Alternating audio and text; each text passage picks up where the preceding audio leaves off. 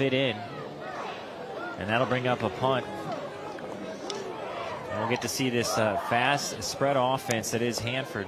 So they were able to move the football, get to right around midfield, but you had a couple of sacks that really forced the issue on that third and long.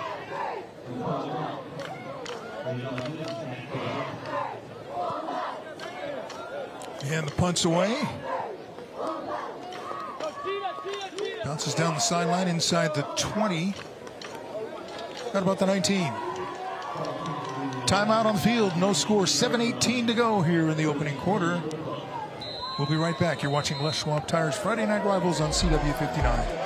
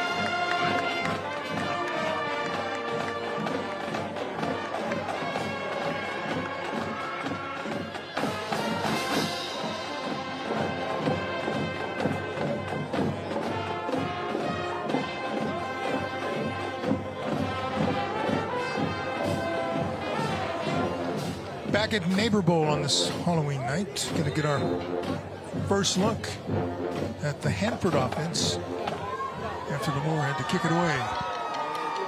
Yeah, I get to look at Jaron Mao, who had 6 touchdowns, no picks last week in a 49-7 win over Mission Oak. He's thrown 27 touchdowns this season as the quarterback, the junior. And they'll throw on first down. Tavion Patterson, the receiver, out past the 20, close to the 25. Yeah, we highlighted him in the pregame, Ralph, and for good reason. He had a whole book of moves right there on the one play. Exactly. He likes to dance, is what we said in the pregame. And they will get him the ball and get him the ball quickly. That time Lamore is there defensively to stack it up for no gain. Rajon Newton was the ball carrier. Watch how they're right back up on the ball. Exactly. Watch how fast they go. Now dances away from one defender. Throws it downfield. Has the pass complete. That's Patterson again. Oh, check that. That's Thomas. It's Thomas, Braylon Thomas, not number 1, number 7. And one thing you'll notice is that's a good job of Thomas working back to the football. When you see your quarterback roll out to his right, you got to come back. Was past the sticks in a first down. Another run into the middle produces nothing. So Newton, the ball carrier, had nothing there for him. He lost a yard. Newton's their leading rusher on the season. 114 carries, coming in with over 500 yards and 10 touchdowns. Now he gets a block and gets to the edge. 40, 45, and out of bounds. That's something he can do. He's caught 3 touchdown passes out of the backfield this season, but you just can see the speed. You talk to a lot of coaches and they say, hey, we want to play fast.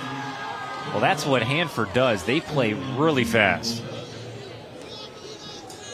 3rd and short, trying to pick up the first down, going to the outside, and is met after he picked up the first down. That was Keno Capea on the tackle. This is one of the reasons why in the second half of games sometimes Hanford can really stretch games that were tight, and it's because of this speed that you get guys that are kind of gassed in that second half. 1st and 10, sponsored by BD&J Injury Lawyers. Running play to midfield and stopped and pushed back there. Now let's send it back downstairs to Kevin Miller. Kevin? Milk. It does a body good. And in this case, it does a student body good. Matter of fact, both student bodies, Hanford and Lamore, are looking for that milk can, that 80-second game. And during the week, it's not just about the game tonight, but it's a week-long funtivity and what was going down at Lamore High School on Monday. On Monday, we had male cheer, powder puff, sign-ups, and we dressed as minions for the day. Hey, minions. Kevin's my favorite. Just saying. Ted Lasso here. What about on Tuesday? On Tuesday, we had our CSF trip, Uno Phase 1 tournament, fall guitar recital, dress up in our white lies. Skip bow, Uno, double reverse, wild card. What about on Wednesday? Wednesday, we had our Uno tournament Phase 2. We had Wheel of Fortune. We dressed up as PJ Day. All right. And what about Thursday? Thankful. We had bingo at lunch, the finals for Uno, and we dressed up as Ken and Barbie. Man, that Uno was an everlasting tournament. And then what about on Friday today? Today, we had our fall carnival, and we got to dress up as in our costumes or in black and white. And then, of course, we have milk can. Milk can, that's right. What a festivity. And I'll tell you what, wondering why the milk can? It's named after all the dairy farms here. And you know what that smells like? It smells like potential. And speaking of potential, Ralph, Matt, back to you. You exceed potential. Let's go, Tigers. Come on. Let's go.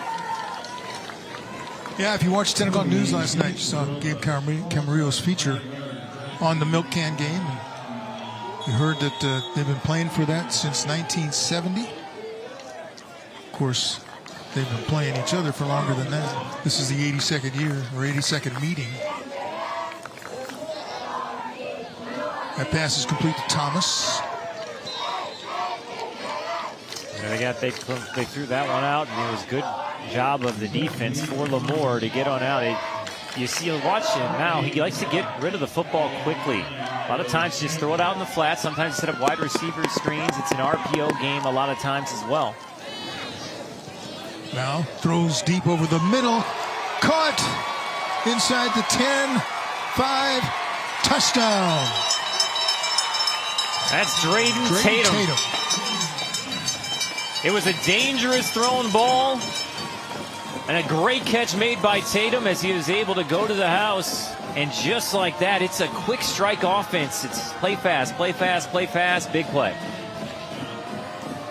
Well, we certainly saw that, and they don't give you a chance on defense to get a rest or maybe adjust. But that was a great catch. He went up and got it, kept his balance, and won a race to the end zone. Last week he had 3 catches for 65 yards. And for Tatum on senior day, that's his first touchdown of the season. Going for the 2-point conversion. The throw was in the turf. Incomplete. So it'll be a 6-0 lead. Here's another look. Watch the catch.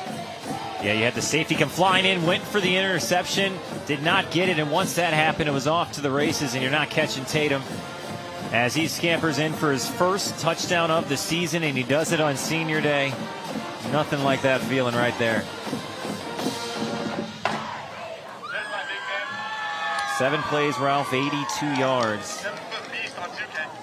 And they did it quickly. This is what we said. This is a high-powered offense. They've scored over 70 points twice this season. They scored over 70 against El Diamante, over 70 against Dinuba. They've won their last 4 games, in which the lowest point total was 35 against Tulare Union. So you have to score to beat them, and you have to keep the ball to limit their possessions. But, man, head coach Cannon Sanchez has such a good squad, and you can see already on their opening drive.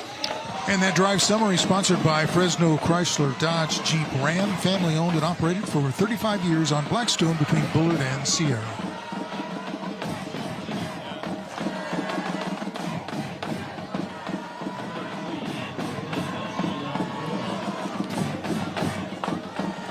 That drive did not take long, 3 minutes and 8 seconds to be exact, to go 82 yards.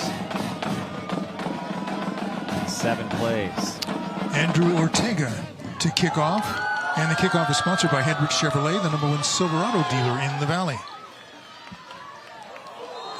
The return by KV Chester, who got popped at the end. Again, the drive summary sponsored by Fresno Chrysler Dodge Jeep Ram, family owned and operated for over 35 years on Blackstone between Bullard and Sierra. There were a few gives to Newton on that drive, and this was the big touchdown catch. Lobbed it up into trouble. Missed kind of played a little bit by the safety, and then Tatum off to the races, able to score 7 plays, 82 yards in just a little over 3 minutes. And Hanford has a 6-0 lead.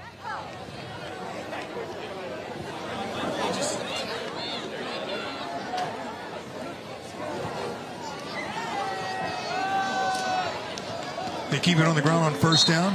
Not much there. The interior of the Lamore defensive front has put up a pretty big wall.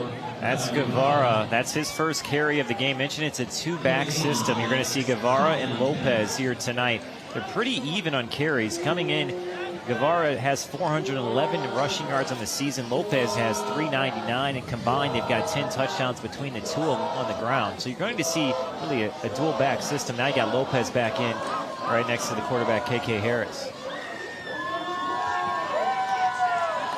Pass goes to the sideline. It's complete and dropped immediately over there. That was Chester on the catch. Yeah, KV Chester. That's been his #1 target, at least so far here in this first quarter. There's the Smile Cam tonight, sponsored by Toyota.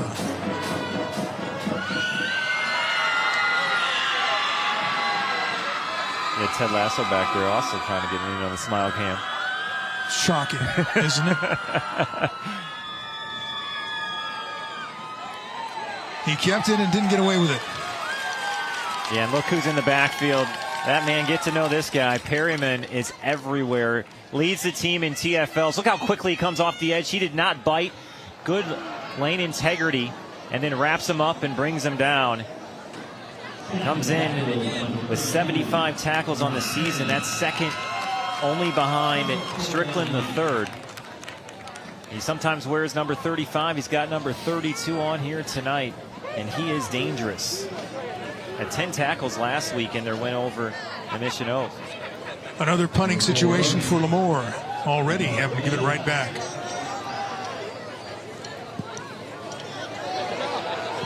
Low end over end kick. Bounces at about the 45, 46 yard line. And he'll be deadened there. Good starting field position here for Hanford here tonight. And they're going to look to put up some points up real quick. Please stay tuned for the Epic RV halftime show featuring our scholar athlete. We had a penalty on that play.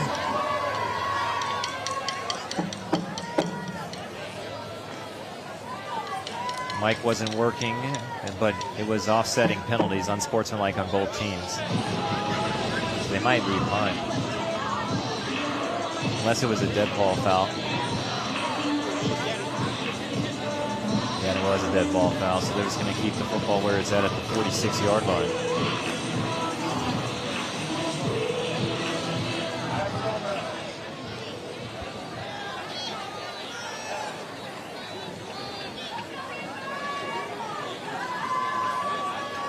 Okay, final 2 minutes of the opening quarter. And another possession for the Bullpups. Already leading 6-0. If you're Lamore's defense here, got to find a way to get some pressure. Mound sideline has it complete across midfield. Again, Thomas, the receiver. Yeah, that's been his #1 target so far here in the game tonight. Braylon came in with 21 catches on the season. Averages about 23 yards a game. Last week he had a couple of catches, but he did have a touchdown. There's a good rush and a sack. Back at the 40. Tayshawn Mack, and that's what you need. Mack has 5 sacks on the season. That leads this Vikings defense. You watch him just rushes right up the gut. Nothing you can do if you're Mao. And that makes it 3rd and long. A trio of Tigers in on that sack. And now it's 3rd and very long. That pass is incomplete. Kind of looked like it was deflected, but it'll be incomplete, and that'll bring up a 4th down situation for Hanford. It was definitely deflected by Joshua Caldera, and that's what you needed. You needed some pressure up front to put some pressure on Mao, because that first drive, I felt like he was a little too comfortable. And so if you're the Vikings defense, you like what you just did there, made him go backwards, and all set up by that sack by Mack. And now you can get the football back. But if you look at it, that whole drive took 56 seconds. Ortega to punt. Did a nice job pulling down the snap. Now, after running a few yards, kicks it away and gets a good bounce. Oh, it's taken on a hop by Campbell, and he's blasted for nothing. Stay tuned after the game as we reveal tonight's player of the game, sponsored by Les Schwab Tires. Now you got to try to move the football like you did on that first drive. The key is you just can't have negative plays. You hear coaches all the time say, hey, we want to stay ahead of the sticks. Well, I think that's very important tonight for Lamore, is you want to stay ahead of the sticks, because when they get in those 3rd and longs, then it really gives Hanford a chance to bring more than you've got to block and put a lot of pressure on the youngster at quarterback in KK Harris. So on first down, Harris has a penalty flag. Dead ball. Ball start. 7 white. Half the distance. First down.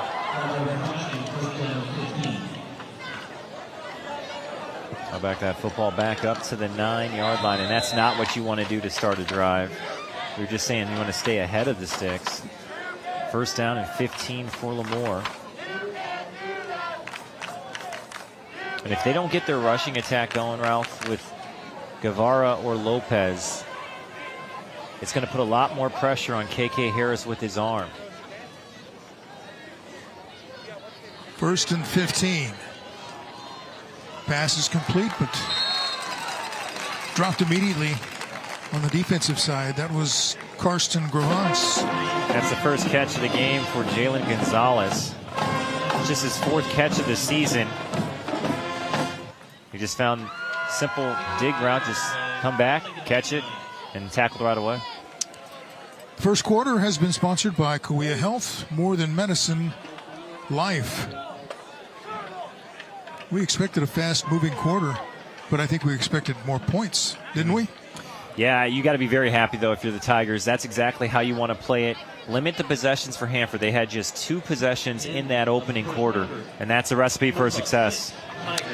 All right, that's the end of the first quarter. 1 touchdown in that opening quarter, scored right here on a great catch. And Hanford's got a 6-0 lead. We'll be back for quarter number 2. Right after this, you're watching Les Schwab Tires Friday Night Rivals on CW 59.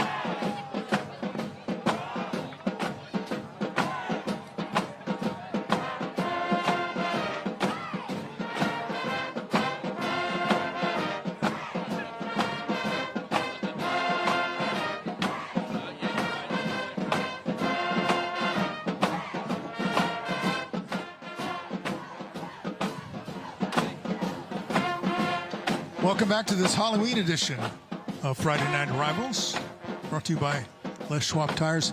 I'm looking at the desk in front of Matt. It looks like he's already been trick-or-treating. Milky Way, Snickers, Kit Kat, Butterfinger, and Twix. Second quarter is sponsored by Lee's Air, Heating, Roofing, and Plumbing.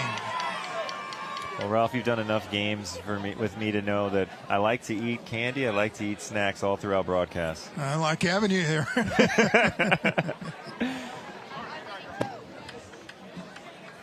Tonight's streaming sponsor is Stockdale Podiatry. We treat your feet. I like that first quarter, though, if I'm head coach Campbell, the fourth, because what you did is you limited the possessions, only 2 for Hanford, but you just got to do a better job here in this second quarter, as that goes incomplete, of staying ahead of the sticks, Ralph, because that is so important here tonight, and that's the reason why the defensive pressure that Hanford's able to get in the backfield so quick that KK Harris just doesn't have time to go through his progressions and go through his reads. No, they're right on him. As soon as he gets the ball and starts to drop back, he's looking at bullpups.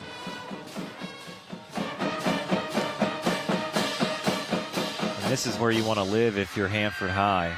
3rd down and long. You can send more than they block, or you can just sit back in coverage as well.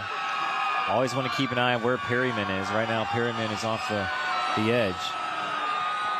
Ooh, pass is complete, but coming in to make the big hit is Justin Strickland. Yeah, Strickland the third leads the team in tackles, has over 100 coming in. He's a big boy, 6'1", 223, and boom! That's how you teach it. Wrap him up, and you can see why he plays that middle linebacker spot, and he plays fast. I know we talk about offense that they play fast, but he plays fast on defense, and it's a 3 and out. Yeah, and on that play, it was fast and furious with the big hit. The punt, boy, nearly blocked. Got great pressure on it. Bounces inside the 40. Down near the 36, 37-yard line is where they will take over again. Let's take a look at how close that was to being blocked. Yeah, just missed his fingertips. Sage Ragoza.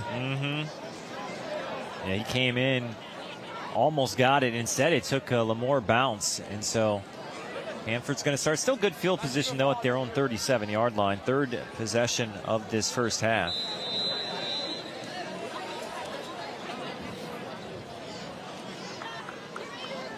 Okay, here we go.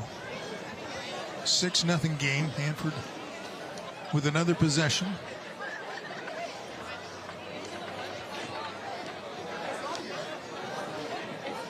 Jaron Mao keeps it out to the 45. That's going to be shy of the first down. I think he thought he got the first down, but where they marked it was at the 45-yard line. You can watch a replay of tonight's game. Just head over to YouTube and search for Friday Night Rivals on CWA 59. Click on the FNR logo. Tonight's game will be available early next week. They're trying to get it to Kate Williams, their tight end. And it brings up 3rd down and short. Just going to say you saw Patterson in the last one running a jet sweep, and instead Mal, the quarterback, kept it. Was able to pick up 8 yards on the play. Ryan Smith in at running back now.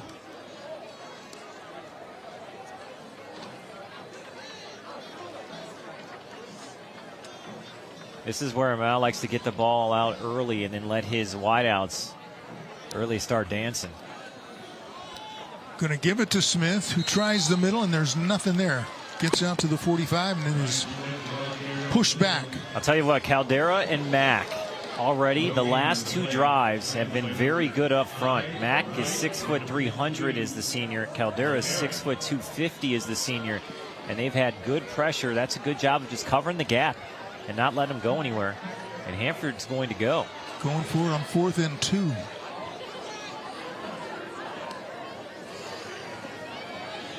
Now rolling to the far side. Pass is incomplete. Back-to-back possessions. Good defense from the Vikings. As you watch this one back, I thought he had a man in the flat, and he did not. So he tried to go to his main target in Patterson. A better thrown ball would have probably been enough for the first down, but he did have some pressure. That's good job of defense on back-to-back possessions by Lamore. And it remains a 6-0 game. Now the Tigers will take over the 45-yard line of Hanford. First time all night they've been in plus territory.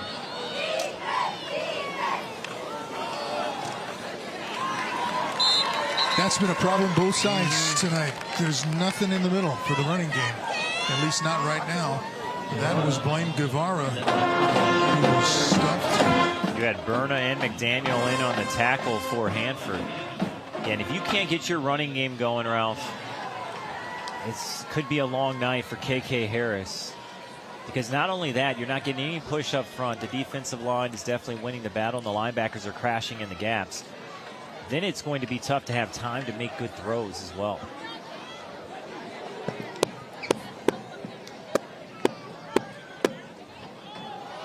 Harris hands it off, and then we're seeing this familiar picture right there. There's just nothing in the middle right now. Burrell is in on the tackle on this one, along with Ibarra. Keaton Lopez just ran into a bunch of bodies. So now you're in the dreaded 3rd down and long. I think you got to look at KV Chester if you're Harris. Comes in with 35 catches on this season. That's your best wideout. They've already attempted to throw a couple to him. They've also looked at Ballard as well. He's number 16 on the near side of the field. Passing down the far sideline, incomplete. It was intended for Campbell. Being defended by A.J. Williams over there along the sideline. Watch this back. It's good defense by A.J. Williams. He does exactly what he's supposed to. Turn, find the football, step for step. Puts his hand up, and there's no way for Campbell to come down with it. I know Campbell wants something called, but that's good individual mano-a-mano defense on that outside. And another punt. High snap. This one could be trouble. He manages to track it down and get the kick away. Well, that was a thrill a minute. That was dangerous, by the way, because it actually reaching up and deflecting the football was Rubacava. But if Rubacava hits that football and Lamore recovers, he went up and just knocked it down, and then it was Hanford that ended up catching the football anyway. So no harm, no foul. 6-0 game, 8:32 to go in the second quarter. We'll be right back after this.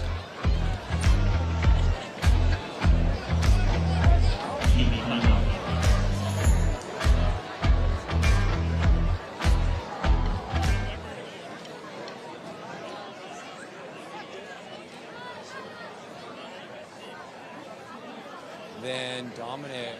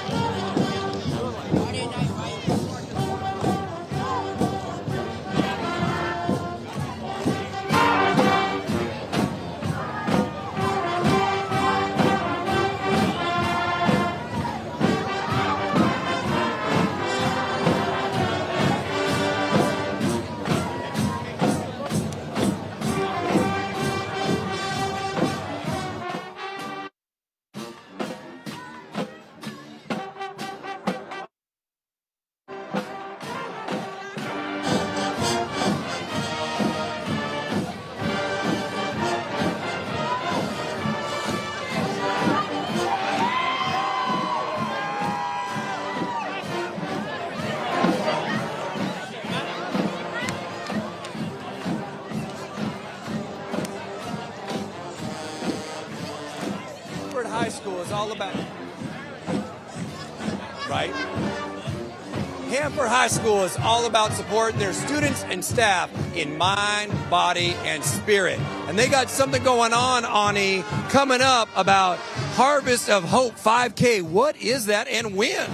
Our Harvest for Hope is a mental health 5K hosted by Hanford High ASB on November 22nd at 9 a.m. and registration can be found on GoFan.com or our Hanford High Instagram. We cannot wait to see you there. Yeah, that means you too, Ralph. Matt, get ready, get in shape. Now, Dominic, what was the inspiration behind Harvest of Hope 5K?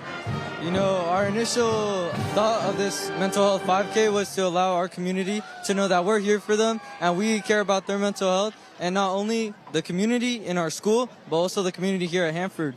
Beautiful, beautiful. And then Good Charlotte, what are we looking forward to as a result from this event? I'm looking forward to bringing our community together. We have a mental health boost. We're bringing in a speaker in, and I'm just excited to bring our community together and raise awareness for our mental health and our body's health and keeping them happy and healthy. Yep, I hope we realize how psychologically healthy this is. And this is a community. This is Hanford High School. And lace them up, Ralph and Matt. And Cam, wherever you are, because you know Ted Lasso got the Air Maxes 85s ready to go. That's Hanford High School. Matt, Ralph, back to you. You notice Kevin slaps on a mustache and talks like a Texas ranch hand all of a sudden? Yes, I do. I noticed that. Man, he brings the energy, though, doesn't he? He is a lot of fun. Mal throwing deep. And incomplete. The flag. And a very late flag comes in. Yeah, it's going to be. It could be another one coming. Yeah, too. they're jawing back and forth as Patterson and Ballard. Yeah, Patterson's lucky he didn't get a flag. It's a rivalry game. You talked about it coming in, got to control the emotions. But the reason this flag came in is because Ballard never turns his head. You got to just turn and find the football. Pass interference. Call for the official. Defense, number 16. 15 yards, first down. You watch this one back, Ralph. It's just easy. He does not turn to find the football, puts his hands out, shoves them out of bounds, doesn't let Patterson even have a chance to go up and try to catch the football. It's a good call by the official. Nothing you can argue about. If you're Ballard, you want to teach the young man, it's just a junior. You got to just turn your head to stop being so handsy. And now it gives Hanford golden opportunity. 1st and 10. Well, I don't know how they got through that traffic to get the ball handed off. That looked like trouble right from the start in the handoff, but it ended up well for Hanford. Newton, the ball carrier. You had two guys. It looked like it was Newton and Patterson. It was. And they somehow got it to Newton.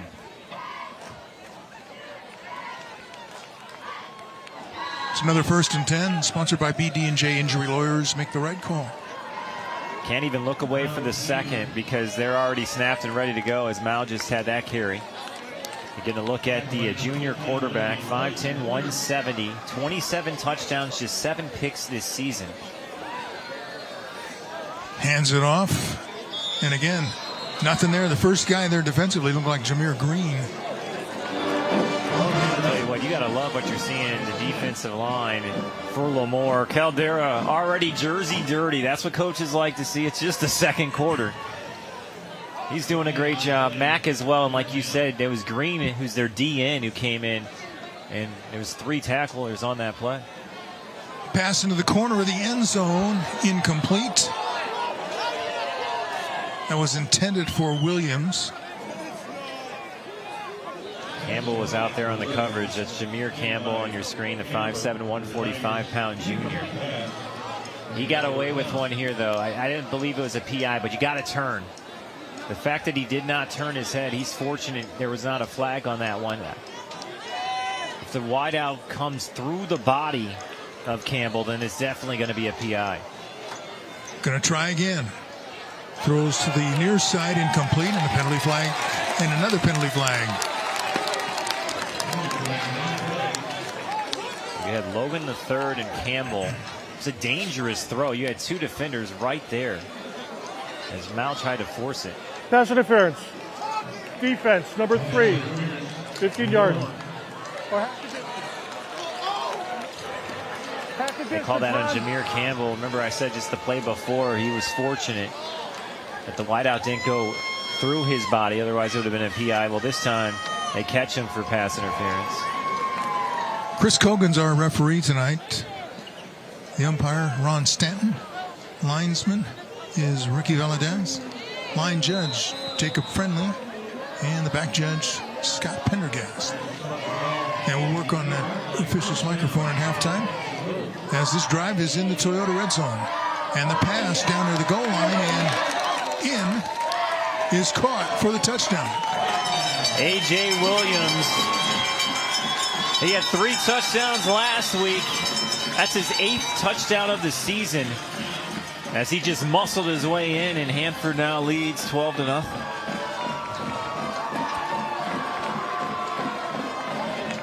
AJ's their second favorite target of Mal this season, only behind Patterson. But the numbers are really close.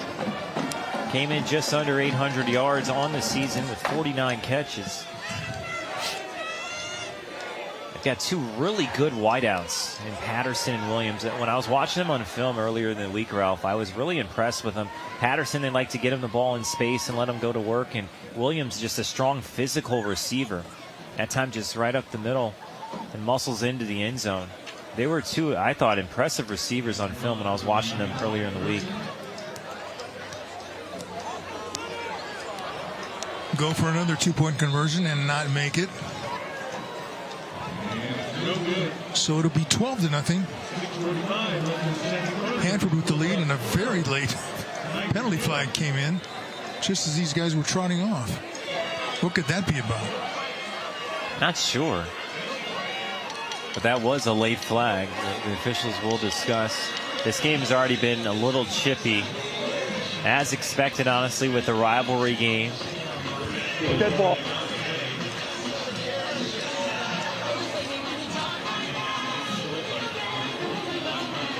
So on sportsmanlike against Hanford, we were unable to hear the number. But they will back it up 15 yards on the kickoff. If I'm doing my math correctly, that's already the third unsportsmanlike call in this game. 2 for Hanford and 1 for Lamore. Talk about coaches always saying these kind of games, Ralph, hey, control your emotions. Oh, sure, yeah. It's a lot easier said than done, though, I'll be honest. Yeah, and the penalties will catch up to you.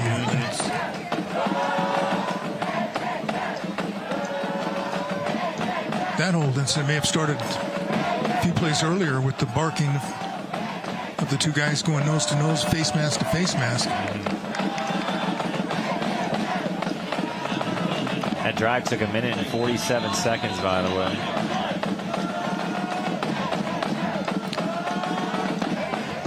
Kickoff is sponsored by Hendrick Chevrolet, the #1 Silverado dealer in the Valley.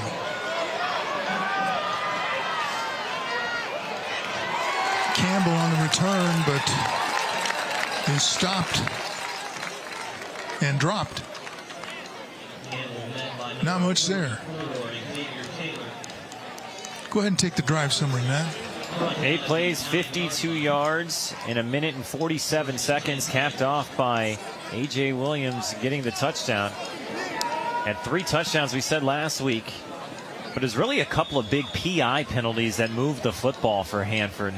Without those were, Hanford might not have scored a touchdown on that drive. And the drive summary sponsored by Fresno Chrysler Dodge Jeep Ram, family owned and operated for over 35 years on Blackstone between Bullard and Sierra. The Lamore Tigers would like a drive right now. Boy, that's a dangerous ball thrown into traffic and nearly intercepted. Should have been picked, and Gravance would tell you that. He came flying in to Karsten, the junior, and he just was unable to grab it.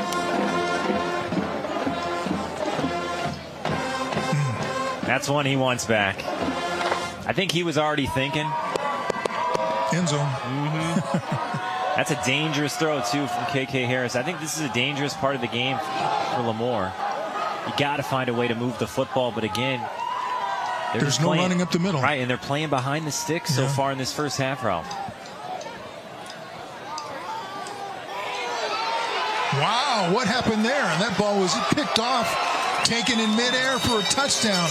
Are you kidding me? What was that? Kalen Burrell jumped up, grabbed it all in one motion, and then dove for the end zone. Holy Toledo. That's athleticism, my friends. When you watch this one back, this is very impressive from the sophomore. The touchdown is sponsored by Solar Negotiators, your lifetime roofing and energy partner. Second INT of the season for Burrell. First touchdown of the season. Let's see if they try to kick the extra point. They going for 2 hasn't worked in the other 2 touchdowns.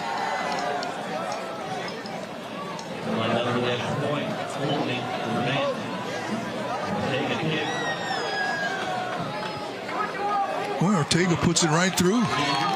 Nothing to it. Ortega's 24 for 26 in PATs this season, so they know what they've got. He's knocked down a 36-yard field goal. That's his long this season as well for the right-footed kicker. So they know what they have. They've just been going for two. Let's take a look at this. This is crazy. It's straight up athleticism. Off the edge, right on your screen, jumps up, catches it, and then watch. Just dive for the end zone as he's falling down, controls it all the way through the ground. That's called a pick six, Ralph. That's a heck of a play made, too, man. It's funny, too, when you watch warm-ups, you do those kind of drills, jump up, got to grab the football. That one kind of hit off his right arm. He was able to corral it. Then, more importantly, dive for the end zone. But then, because you have the football, you've got to absorb the ground and you can't bobble it. Otherwise, it'd be an incomplete. Instead, it's a pick six. Well, it sure threw me off. I was looking for the ball to come out somewhere, and it ends up in the guy's arms and into the end zone for the touchdown. Great play. Great play. This is what Hanford's been doing in their 4-game winning streak. They've just been putting a lot of pressure on opponents, especially in that first half.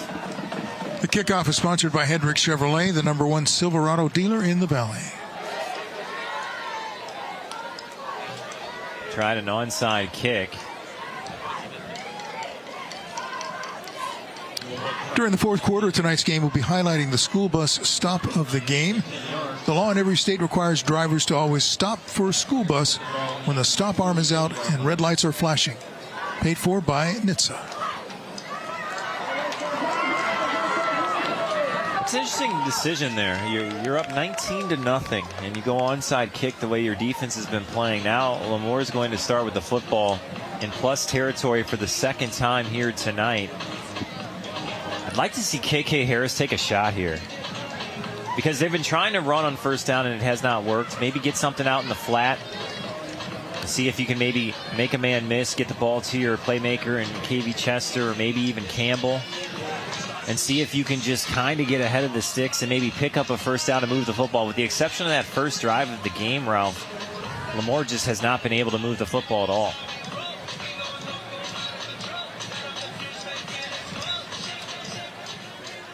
Well, the tables have sure turned quickly, though, for Lamore. Those two quick touchdowns. Just got a gift, though. You're in plus territory. Did he miss the extra point? I thought it went right through. No, he made the extra point. He made the extra point, yeah. Yeah. So that worked out. They respotted the football, so they moved the football to the 46 in plus territory.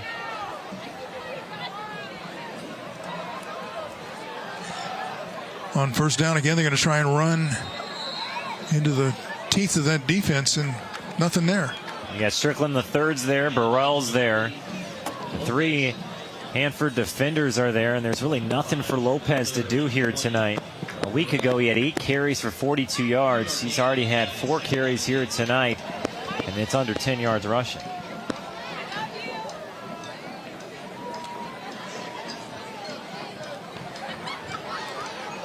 Second down.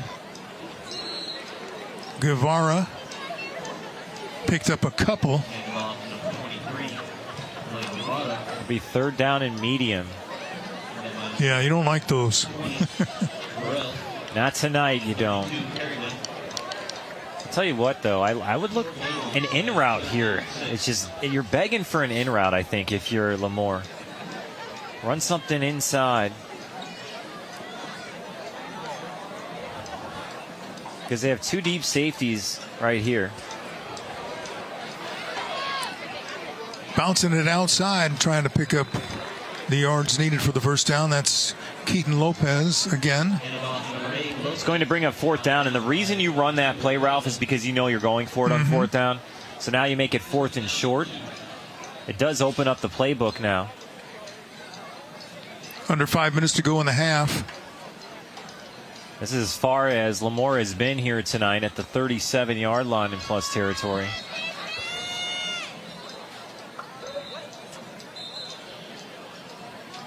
And whistles on the field. Someone's called a timeout. Yeah, Lamore called the timeout. Tonight's end zone camera is sponsored by Herc Equipment. We equip customers and communities to build a brighter future. Go to hercrentals.com. We always appreciate the camera crew. especially the guys up in the towers. yes, definitely. And loving the great weather. Because if it's windy and raining, you don't want that one. Or if it's super hot and the sun's just beating on you, as you see all the camera crew helping bring this broadcast to you. Without them, where would you and I be, Ralph? Yeah, we'd be at the bottom of that thing. We would. Looking up. Big play in this first half. If you can pick up this first down, you can start to bleed the clock a little bit, and hopefully you keep, if you're a Lamore fan, keep Hanford from touching the football again here in this second quarter. And if you can get some points at the end of this half as well, you go into the locker room maybe just trailing by 2 scores.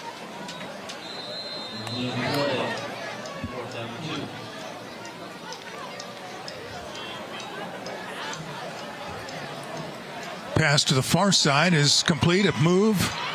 Got away from 1 or 2 defenders. Chester, the receiver. That's exactly what I was talking about. Get the ball to your playmaker. Hanford High had a chance to tackle Chester, and it would have been a turnover on downs, but what does he do? He's elusive. Makes a man miss, then gets the sideline, and now all of a sudden you're knocking on the door of the red zone.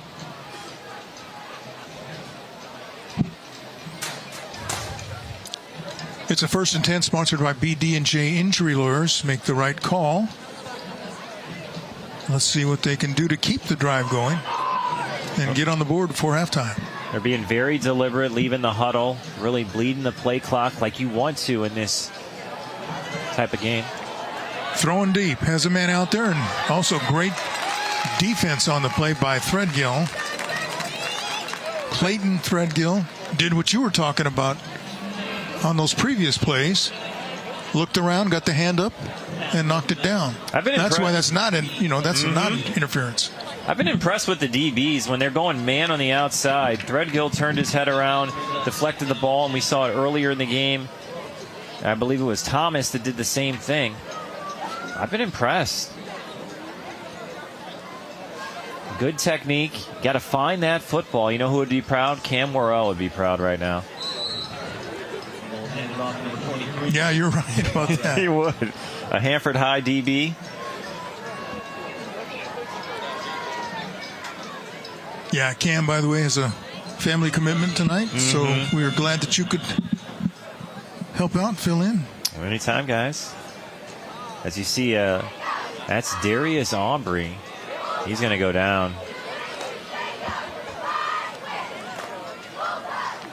I didn't see exactly what happened. I don't know if he got rolled up on the give up the middle. He tried to walk off under his own power. Looking at that left leg. Aubrey's the 5'11", 260-pound senior on that offensive line.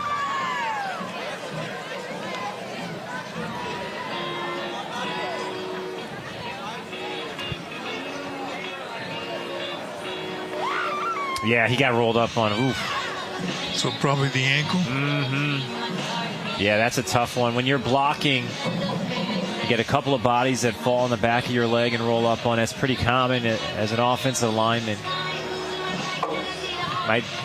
He's going to get up and walk off under his own power. That's good. They might have to retape the ankle, though. I know he's upset going to the sideline. That's always tough. Of course, we're not doctors, so we can't officially speculate. But unofficial speculation is okay. Exactly. That's what you're saying? Okay. That's exactly what I'm saying.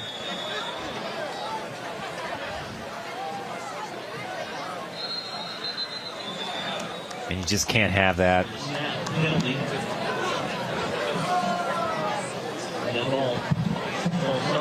That'll be 5 yards against the Tigers. You just can't have that happen either, Ralph. It's already 3rd and long. It was 3rd and 9, and now it's going to be 3rd and 14. Football's at the 26-yard line. Haven't had time all night to throw the football. Right after the game, stay tuned for Penn and Teller Fool Us coming up on the CW 59. Lopez, the running back. Flushed out of the pocket. Gets to the near sideline, inside 20, down to about the 15 before he runs out of bounds. Be short of a first down.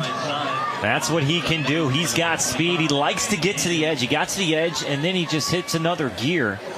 Makes it 4th and manageable. I mentioned he's the leading rusher coming into this game. Averages almost 52 yards per game. Only has 1 touchdown, which he got last week when he rushed for 47 yards on 7 carries.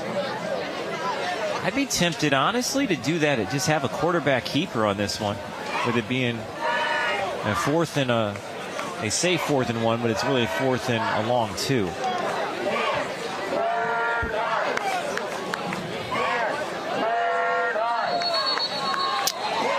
And another flag. Might be a timeout. Let's see, it is a timeout taken by Lamore. I'll be curious to see what they decide to set up on this play. Doing a great job using the clock. You'd like to use the rest of this clock on this one. But we'll see.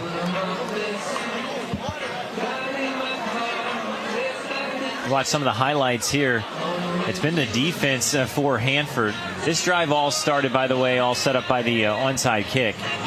But they have been living in the backfield, seen some good hits. Rushing attack up to this drive hadn't really been doing much, but all of a sudden it's starting to pick up. And that was the pick 6. And that's where we stand right now. Yeah, crazy play. Been some athletic plays in this game already for both 2 of the touchdowns.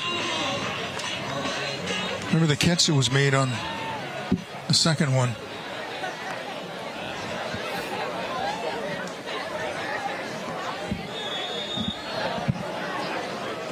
So here we go.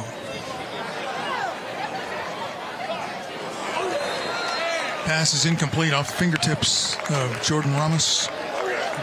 That's a turnover on downs, and 313, Ralph, by the way, is a lifetime for Hanford.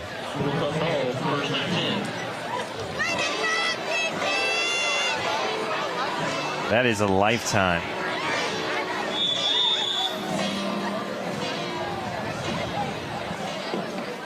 So now let's see how Hanford handles it offensively for the last 3+ minutes here.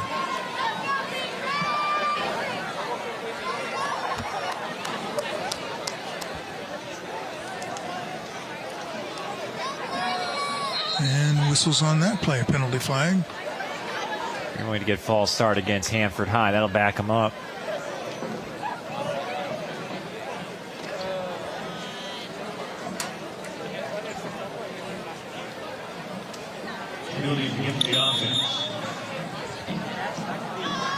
It's going to put the football inside their 10 to the 8-yard line.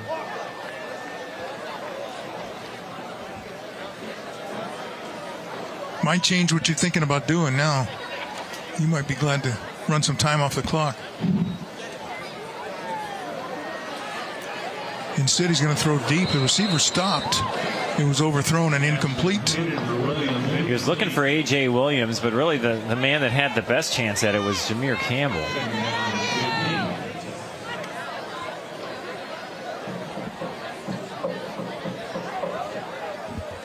Second and long, 2nd and 15. Try to get something out to, I think I'd want to get Patterson a touch. Maybe just a quick pass to the flat.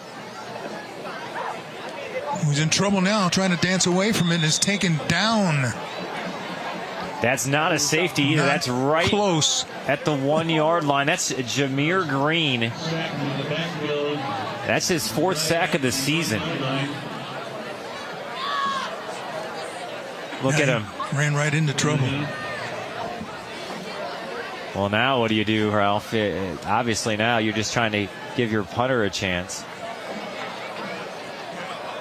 Or you take a 5-yard penalty like that. Caldera got overexcited on the edge. Little breathing room.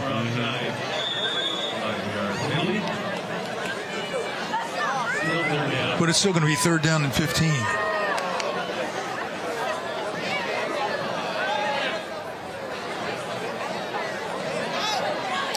Drops into the end zone. Now he's come out the other side, and he's going to throw it downfield.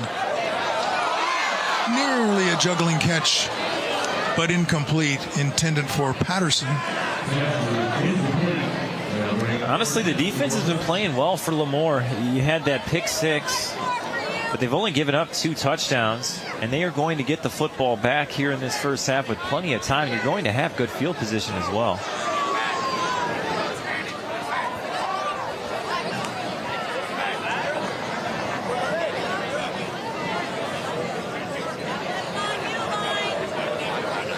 Ortega from his own end zone gets the kick away. Short kick.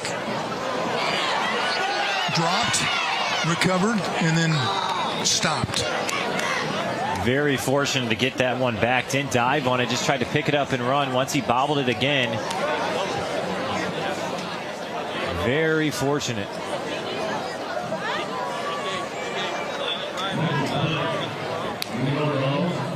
Yeah, and the pressure's really on then when you touch it and it starts to get away. Boy, all the alarms are going off. It's amazing how the coaches say, hey, slow the game down. Well, coach, when you bobble the ball, it really speeds up. This is Nico Sanchez, the ball carrier. And even though he tried it from several directions, there's still nothing there in the middle of that offense or defense. Please stay tuned for the Epic RV halftime show featuring our Educators Spotlight.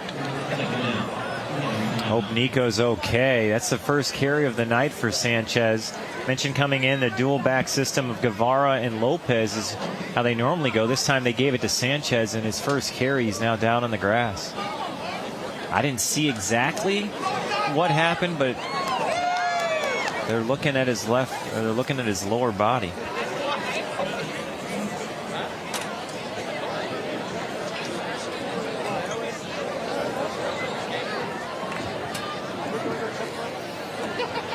It's one of the things about football you just hate. I mean, sports in general. You just hate injuries, man. I know it's a part of the game, but it's something that you and I have been calling games, and I've played, and it's unfortunate. You hate seeing it.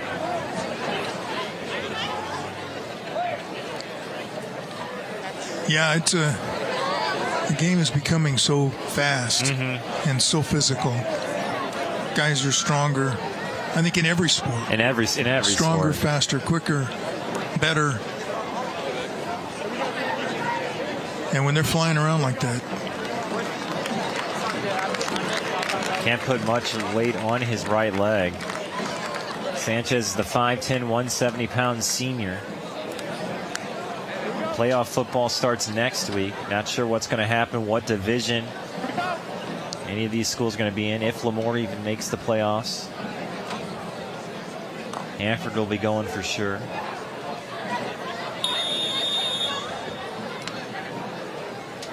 A lot up in the air. You hope that Sanchez is okay. All right, the Tigers with a 2nd down. Clock running under 2 minutes before the half. Harris going to throw. No, he's going to run. Up the middle, and then he's dropped. And the ball made it come out. Let's see. And there's a flag on the field as well. That was kind of an awkward way that he went down. I don't know if somebody got a horse collar or a face mask. It's going to be, according to the referee in the booth, it's going to be holding. That was Don Smith. You may have just heard. He signaled the wrong way. It's Lamore ball. Holding against the offense. So they call that on Robert Gruber. Yep, there he is, right on your screen. And the ball did come out. Somehow, KK Harris got it back, though. The ball's out. Watch, it's on the ground, but then KK Harris is going to come out of the pile with the football.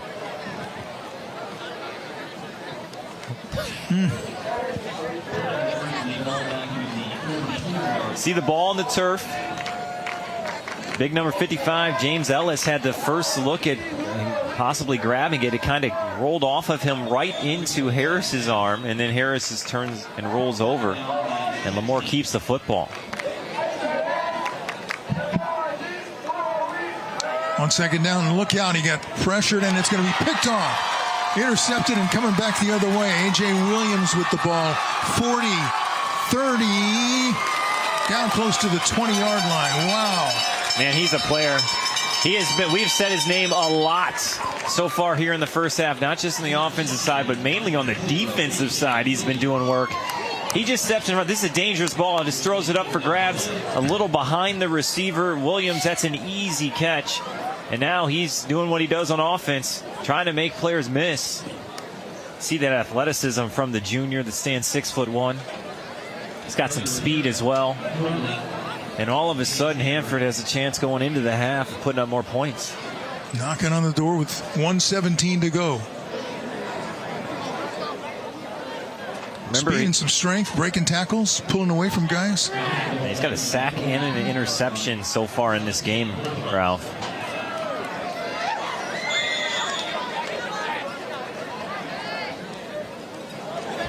Plenty of time for Hanford High. 1st and 10.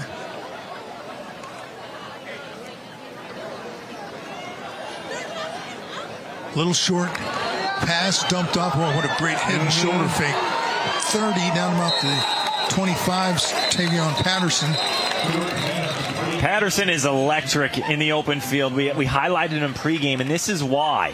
Just get him the football in space and watch him go to work. We said he loves to dance. Look at him put some moves on. He is so big on yak, yards after catch. That's just what he does. You watch him on film, and you're just like, man, he'll catch a ball that's only 2 yards out, and he'll turn it into a 66-yard gain. And you're just sitting there going, he'll catch a ball, and there's a crowd around him, and he'll make 3 or 4 defenders miss. He's so explosive. That's all for naught, though.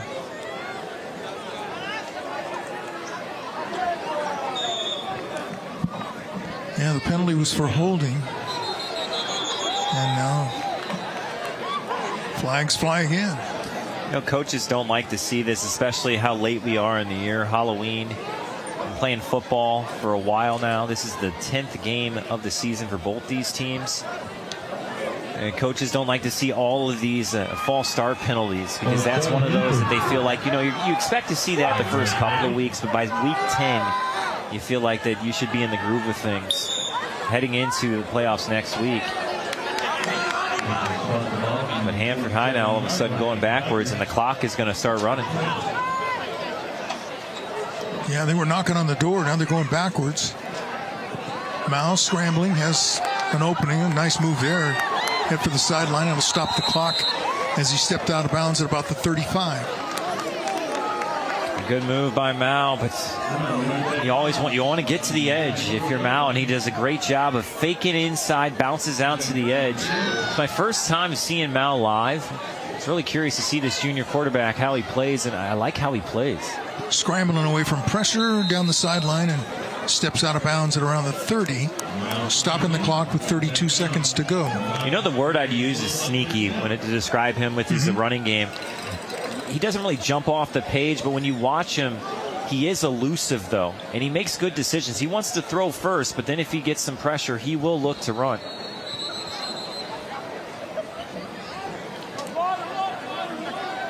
Three timeouts for Hanford. Actually, that's may have just used one of them. And that's Lamore called that timeout, Ralph. Well, they're out, but that doesn't. Why would they call a timeout? That's just to give the defense a break? Mm-hmm. Exactly. Yeah, get your guys a breather over by the bench. Maybe a couple of coaching notes. Mm-hmm.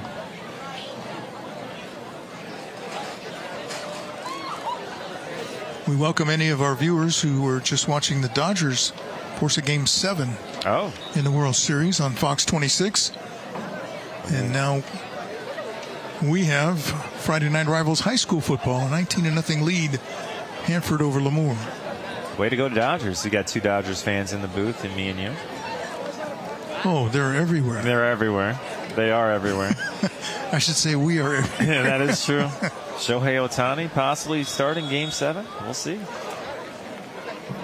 Yeah, kind of surprised there even was a Game 7 after the last couple of games. Now, a lot of time now to throw. Can he find anybody open? No, there's a penalty flag. Going to be a holding again, I think. And he'll get out of bounds and stop the clock with 20 seconds left.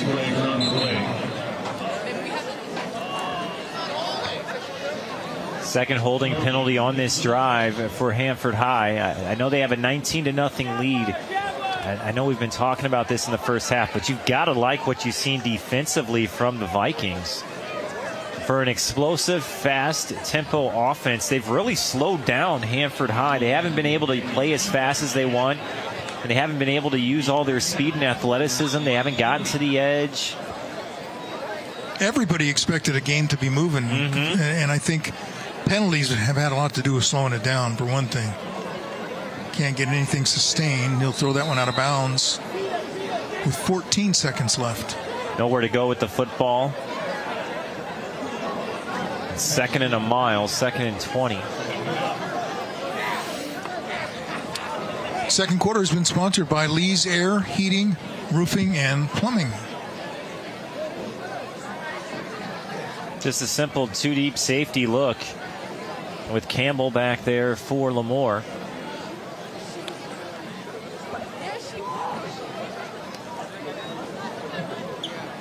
Could be a double pass here. It is. It's coming back to this corner. Has a man out there. Can't haul it in. What a ball, though, wow, thrown that by was right Patterson. there, wasn't it? Looking for Smith. He had Ryan Smith. What a ball.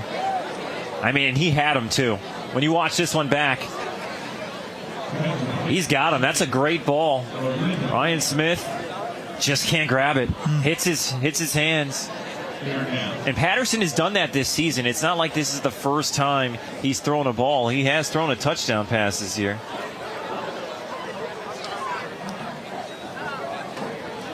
Third down. Another pass. It's complete inside the 30. Breaks away. And he tried to get to the sideline. They got a timeout, but time is gone from the half. Maybe a little too much dancing around there at the end. Try to get down or get that clock to stop.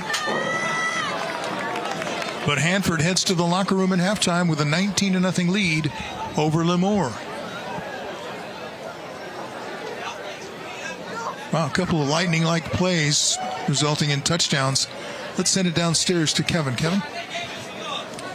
Cannon going deep in the playbook there. Some razzle-dazzle. That's good stuff. But momentum is on your side, right?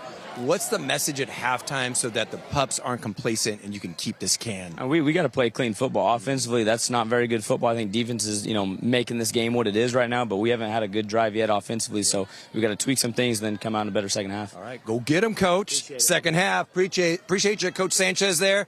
Matt, Ralph, we got a good game going here, second half, and we got halftime show coming up. Back to you. All right, thank you, Kevin. Yeah, it was a big defensive night on both sides, but that probably the play of the night. That's the play of the game so far, yeah. Burrell with that pick six diving into the end zone. You got to like where you're standing if you're Lamore, and you can hear kind of the frustration from Cannon Sanchez. Too many false start penalties. It's really stopped drives for Hanford High. We're in halftime. Hanford leads Lamore 19-0 as they play for that milk can. We'll be back after this.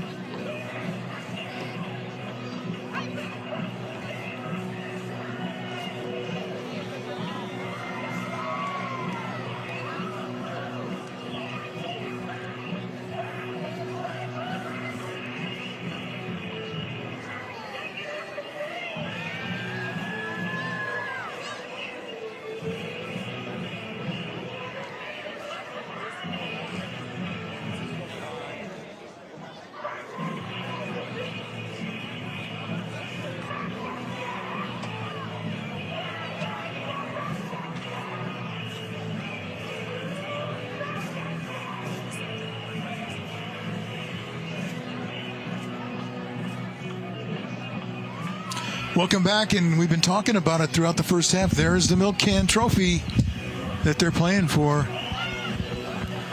Been around since 1970. Halftime is sponsored by Epic RV, hooking you up at halftime. Let's send it downstairs to Kevin Miller for our halftime. It is time for the Epic RV halftime show with the Vince Wesson Scholar Athlete. You recognize Claire Welch here, Hanford High senior. Claire, how we doing this evening? I'm good. How are you? I'm doing fantastic. Ted Lasso, by the way, nice to meet you. And if I can brag on you, Claire, a little bit, 3.97 GPA, y'all. And Claire, share with us a little bit about the sports you're involved in here at Hanford High School. I have been on varsity volleyball for 3 years, and I am a setter and an oppo, and I've been on varsity soccer for all 4 years, upcoming 4 years, and I am a goalkeeper. That is my main sport, and that is my passion. Wow. Okay, now keeper, that is a tough spot. What do you love about being keeper? Because not everybody loves that position. I love the aggressiveness. I love being in charge. I love taking charge. I'm a team captain, which is, I feel like it's my nature, and I feel like I can just do whatever I can to help my team.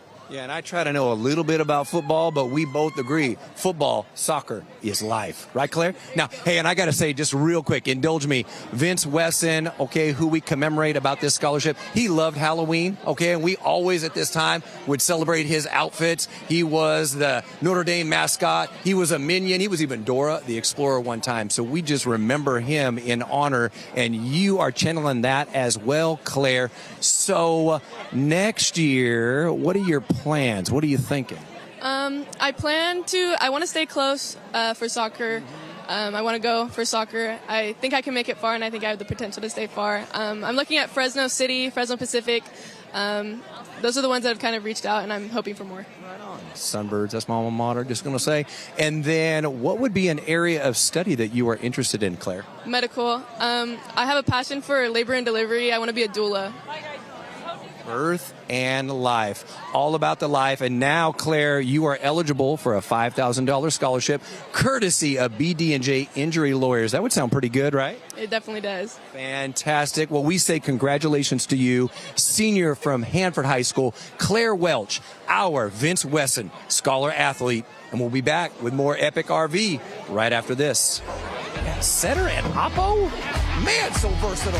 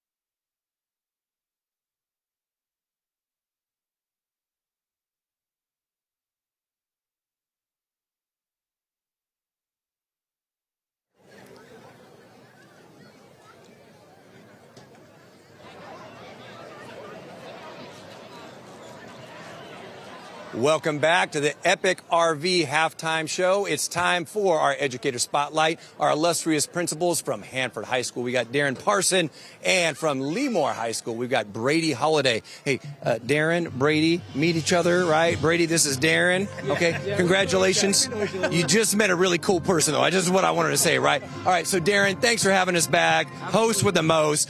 Milk Can, 82nd year. Can you capture it all how special this is for the community? Well, I just think that again, the long history of this whole thing, us being so close, our kids know their kids for the most part, our staff knows their staff.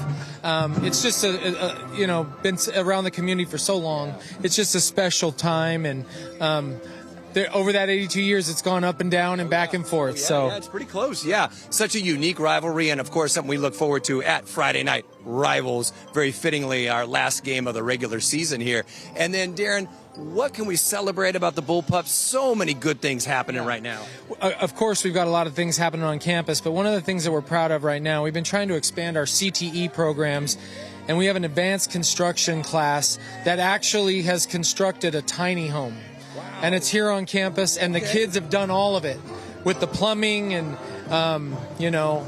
all of it, the outside and water heater and putting all of it in, and they built a tiny home. So to see that come to fruition has been incredible. And we're playing tonight in our newly renovated, as of last spring, our new bowl. Our district's put a lot of money into this. We've expanded the seating over there. That whole part down there, the snack bar, all that is new. So it's nice to be able to play in this expanded stadium and the renovated stadium. Yeah. So we're proud of that as a district, as a whole. That spirit, neighborhood bowl. That's just something real special. Darren, we appreciate it once again. Thanks for having us. And then Brady, Lamore Tigers, a lot of things to celebrate. What's trending now? So we're doing a lot of great things on campus, but none of that's possible without the staff we have over there. So I want to take a time to thank them for all they do for us and all they do for our kids. They're improving every day, and they're killing it over there. And I can't thank them enough for what they do for Lamore High School. Yeah, just a great spirit over there. Thanks for being a part of it. And we'll be back to Lamore. We appreciate your hospitality as well. And hey, we're going to continue on with more Epic RV halftime show with some highlights from around the nation. Check it out. Darren.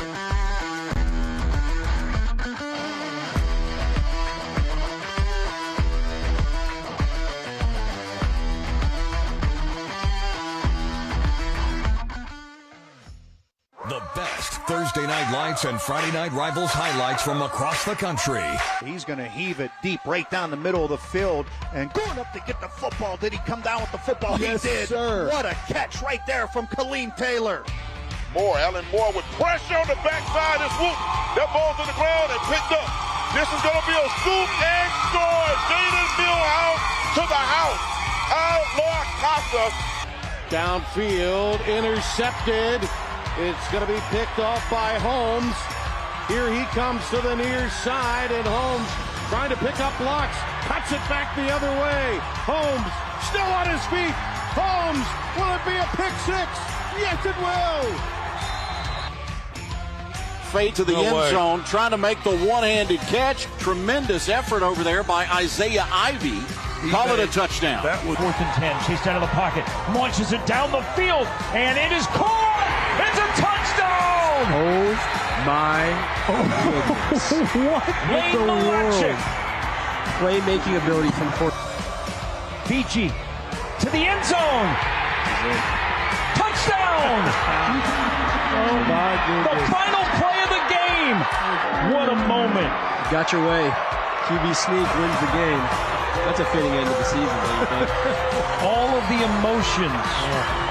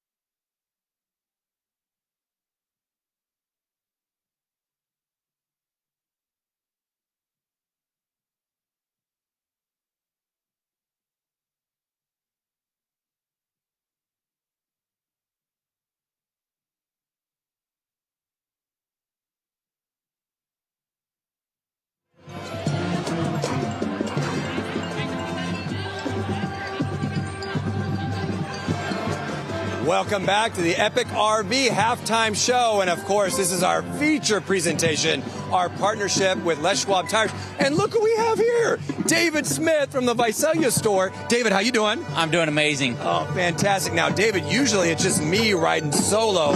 I am so glad to see you so we can share all the wonderful things about Les Schwab. First of all, you're in the Visalia store. How are things going there? They're going good. New part of town, so growing.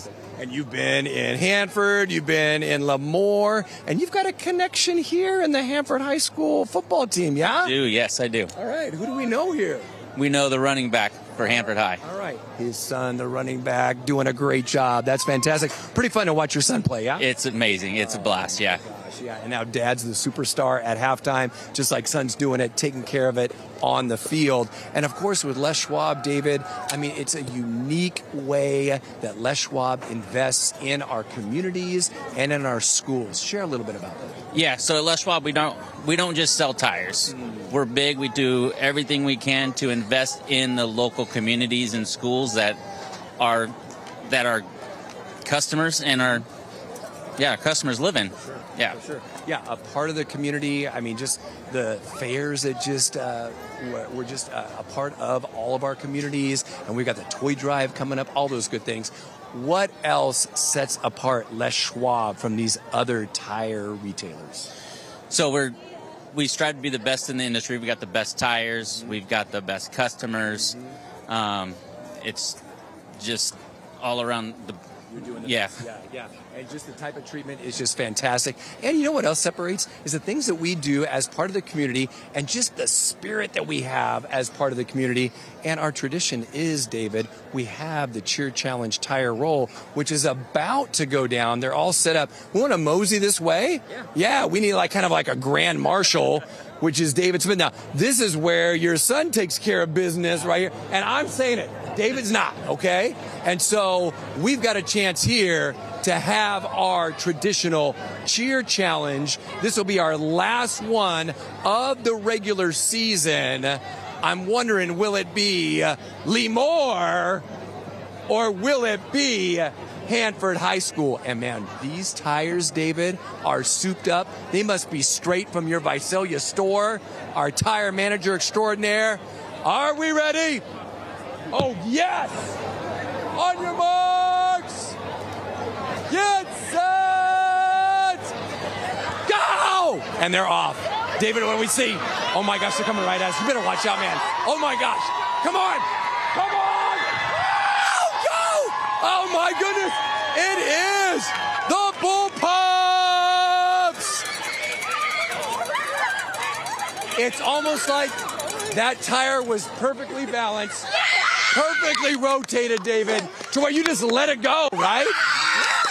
What? Now turn to the camera here, all right? You're the superstars now. What was the secret to your success? How'd you get it done? Teamwork. Teamwork makes the dream work.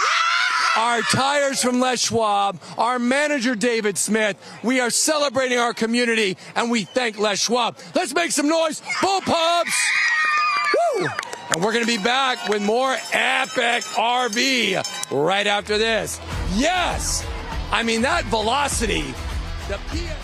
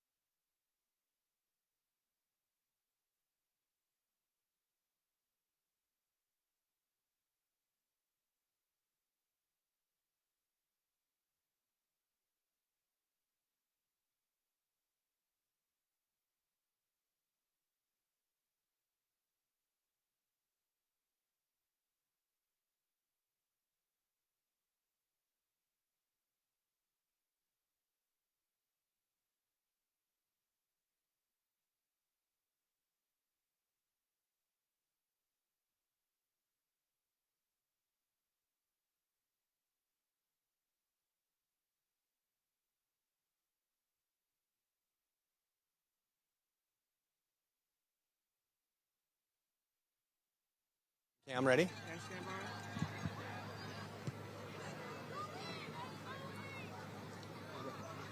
Epic RV halftime show continues. We've got just a couple minutes left of halftime, getting ready for the second half. Ralph and Matt will be taking us through. And of course, just talking really quickly with the coaches from Lamore. They just got to take care of their possessions, take care of the ball, be more aggressive, and just stop the mistakes that are happening. They're costing them those turnovers, which are resulting in points for the Bullpups. And you heard Coach Sanchez for Hanford High School. It's all about cleaning up the game. He was super intense with his guys, getting back at halftime, and so they are ready to go. Ralph, Matt, we got the second half, Halloween night, senior night. Coach Lasso's ready to go. Let's take them home. Second half coming at you right now. Let's go.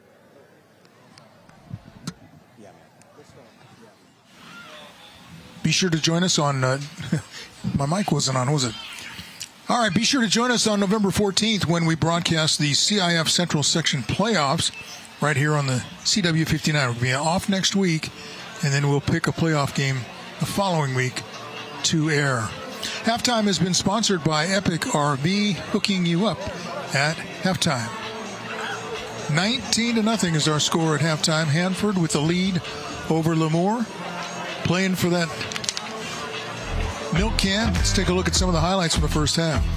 It started with, hey, get your ball to the playmakers. So we talked about it coming in. You want to get the ball to Patterson. You want to get the ball to Williams. We did not talk about get the ball to Tatum. That's his first touchdown of the season for the senior. Defensively, Hanford has been just living in the backfield. They put a lot of pressure on anything that Lamore's wanted to do with KK Harris. I said Maui's sneaky, and that's how I kind of describe him at quarterback. He's done a good job distributing the football. That was his second touchdown pass, and that was caught and complete to A.J. Williams, and that's the play of the first half. Again, defense has been the name of the game for Hanford.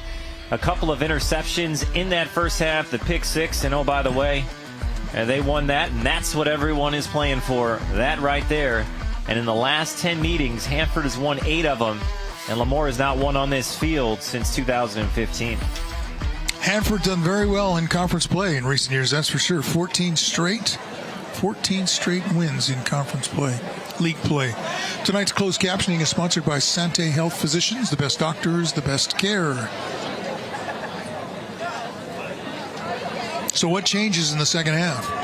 Well, are we going to see what they were all promising is up and down the field? I'm telling you right points now, galore? Coach Cannon Sanchez was very calm with Kevin. He was not that way in the halftime locker. No chance about it. So I think Hanford's going to come out looking to really assert themselves here on that first opening drive. They want to play fast, but play clean. I think that's going to be the message at the half is, hey, we didn't play clean football.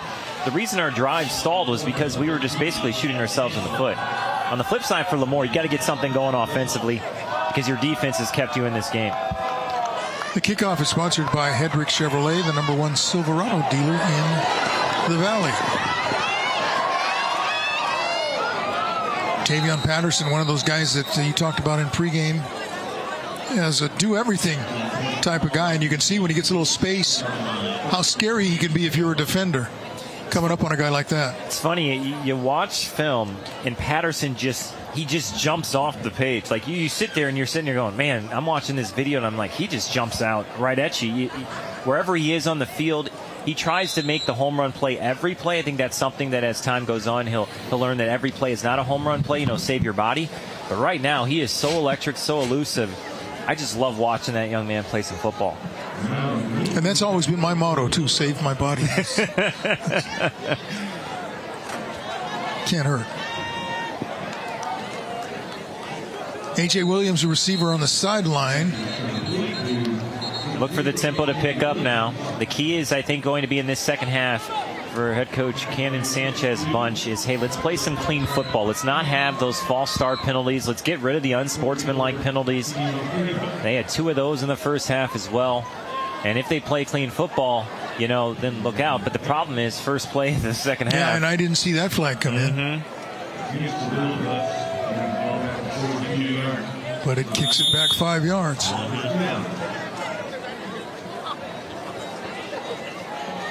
That's Rajon Newton, number 21 on your screen. Had a game last week where he went 17 carries for 125 yards and a touchdown. He's had a couple of nice runs here tonight. Wow, he's going to be taken down at the 35. Telling you what, Tayshawn Mack, second sack here tonight. You came in saying, hey, you know what? If there's a guy on the D-line that can put some pressure on the quarterback, it's that guy. That's his 7th sack here this season. He just lines up. They run a 3-4 defense, and he's just right in front of the center. And then if you have two guys there, like Joshua Caldara as well, that makes it even tougher. With Mack and Caldera, that's a lot of football player to move around. I've loved the defense here from Lamore so far in this one. You got Capella in on the tackle, and you got a couple of players that are down. I did not see this. And that is Tayshawn Mack. He's on his stomach, number 55 in the white jersey. And I can't see who the other one is in the red jersey for Hanford. But they're both slowed to get up.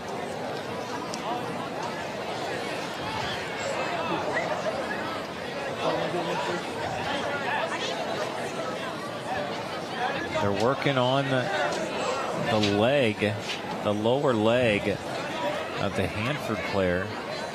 Is that Long? That might be Nathaniel Long, the 6'9" senior. Well, while they tend to the players, we'll take a break. You're watching Les Schwab Tires Friday Night Rivals on CW59.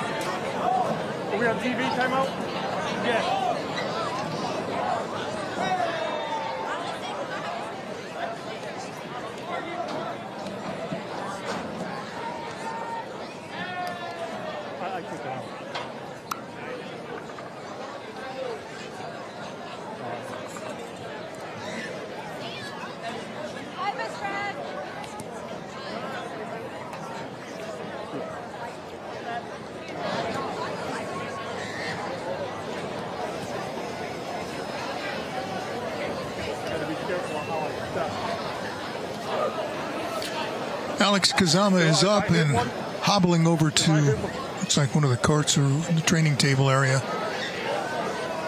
I did not see what happened, but he's definitely favoring the right leg for the 6'1", 243-pound junior. As we watch this one back, get a couple players go down. Number 74 right there. Boom.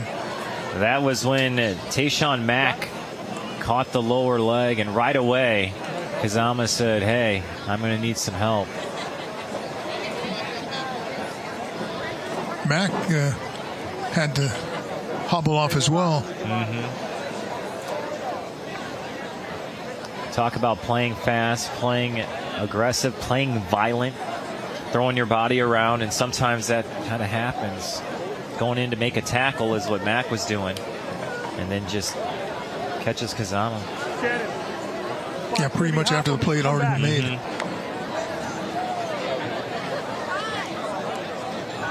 Well, it's going to be 3rd down and 15, Ralph. And again, we said going into the half that Coach Sanchez was going to tell his guys, hey, we got to play clean football. And this all started with a positive play on the first play, but that was negated by a penalty that backed them up 5 yards. And now they've been playing behind the sticks.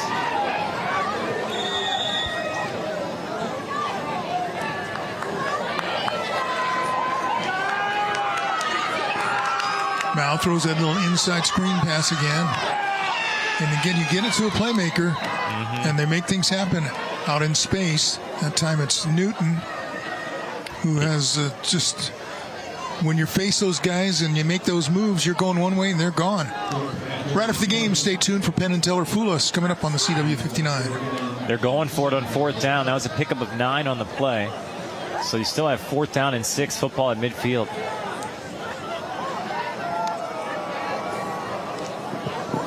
There's the pass, again complete. It's going to have to, did break a couple of tackles and heading down the field after picking up a first down. Tavion Patterson. He's so elusive. That's the word I think that best describes him. Obviously, he's got speed, but he's elusive. Watch this. Couple of jukes, and that's a tackle that Prince Logan can make. But Patterson is just tough to bring down. So the last 2 plays, we've seen him get to those guys in space, and they've made things happen. And that ball's just thrown away to avoid a sack as he was headed to the sideline, incomplete.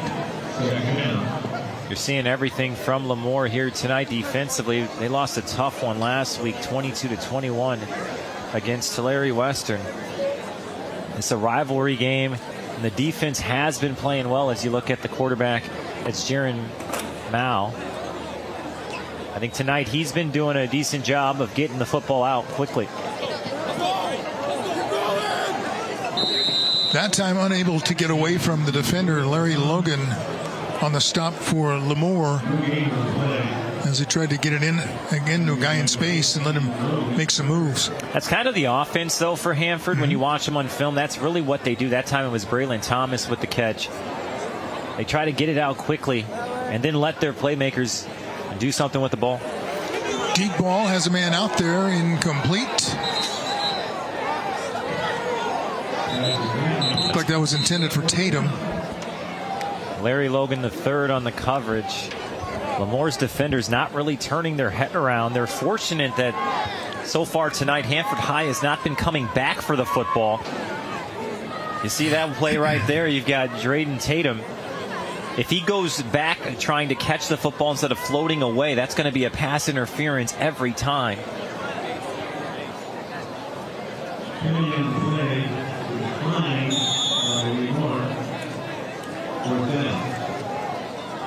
They declined the penalty, so brings up 4th down. And they're going for it. Mao looking. Now has to move away and then throws it down the sideline and out of bounds again. I think after this game, no matter what happens, you're going to be impressed with what the defense has done. A very fast offense. We were talking before the game. One game this year, they had 92 offensive plays that were run by Hanford High. Lamore has slowed the game down, and defensively they put enough pressure on Mao and not let the athletes get open in space where they can really do their damage. And they only trail 19-0, and that is off of pick 6 that happened right by the goal line. So now the Tigers have it again.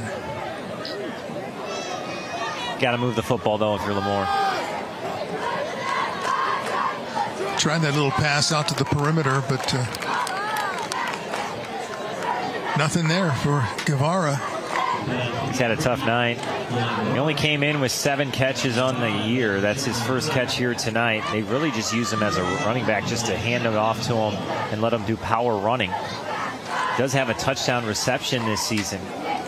You want to see KK Harris has been their best offense all season long. He's been their best offense here tonight. Maybe try to get something where the quarterback can get out in the open. Well, early they were putting so much pressure on in a hurry. This is maybe the best run of the night for Lopez. Ralph, there's no maybe about it. That is the best run of the night for Lopez. Just didn't try and run up the middle. Yeah, that time they went off the right tackle. Good hole out there. Gets the football to the 40, and now it's third manageable. Now you're back ahead of the sticks. It's 3rd down and 1. Your whole playbook is open.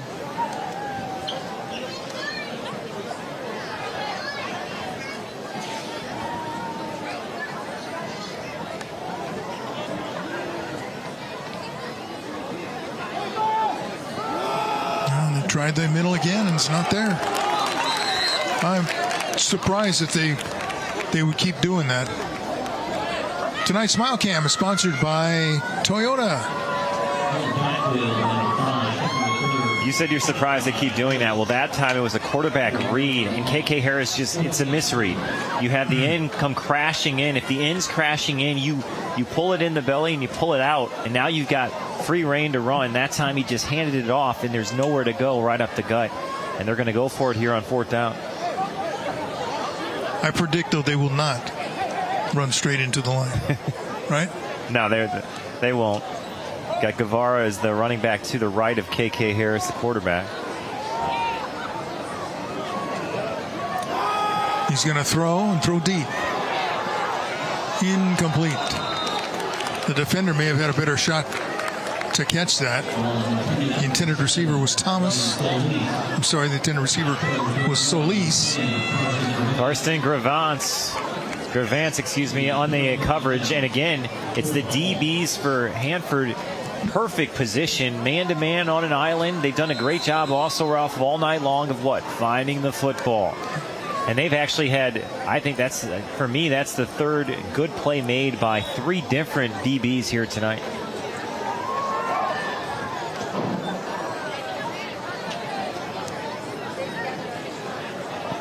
Mal wants to throw. Has a receiver hit immediately and the ball comes out. I think that's going to be an incomplete pass. And it is. All right, send it downstairs to Kevin Miller. Kevin?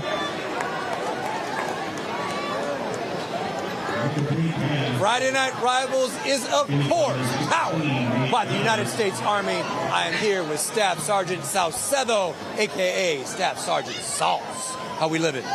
Good, sir. Oh, fantastic. What inspired you, Sauce, to join the United States Army? So, serving my country was always something that I wanted to do. And as I've been in throughout these 11 years almost, I've got the opportunity to travel and so many opportunities the Army has to offer. Yes, sir. We appreciate your service. And, by the way, sweet stash, brother. Sweet stash. And then, speaking of sweetness, what's about to go down, Sauce? We're about to have a push-up competition. Y'all ready for the push-up competition? We've got the Hanford High Bull Pups, the greatest. Let's get going. Let's do this. I'm going to join in. Let's go. Tell us, Sauce, when it's about time. I'm ready. Let's go. Yes, let's get it. Yep. So, look, I saw a quote by Walt Whitman that said, be curious, not judgmental. And if people were curious, they would ask me, hey, Ted, are you good at push-ups? And I'd say, for sure, 100 every day in preparation for Friday Night Rivals, powered by the United States Army. And it's probably a 50 night, could be a 6-7 night. Oh yeah, we're keeping it up. Staff Sergeant Sauce. I'm at 41. Dodger Blue channeling through. Game 7. I'm telling the Game 7. Come on, Sauce. All right, Matt, you go take it now. We need some football. Sauce and the sweet stash. That push-up number is as fake as that mustache.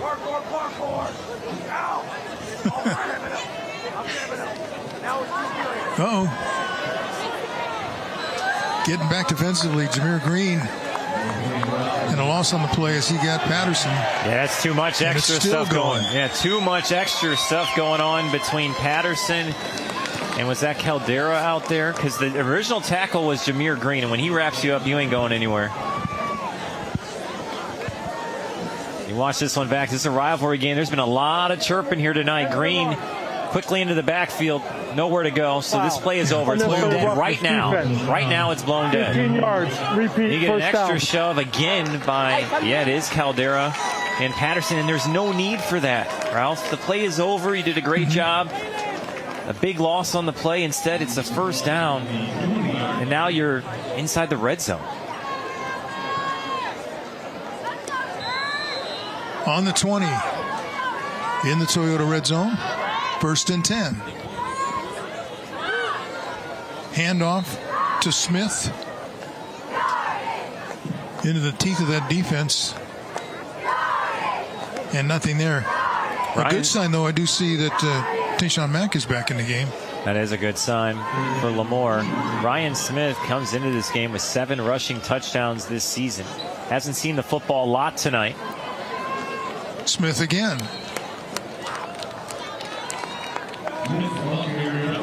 It's been a penalty-filled game. For Hanford High, it's been a lot of false start penalties. We've seen quite a few unsportsmanlike, but that last one was a real costly one for Lamore. 1st and 10, sponsored by the U.S. Army. Here's Smith picking his way through the defenders, getting down near the 5-yard line. Boy, he just puts his head down and goes straight ahead. Nothing fancy about him.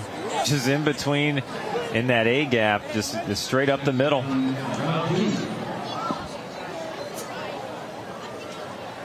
Second and 2. Smith again. Stopped and pushed back.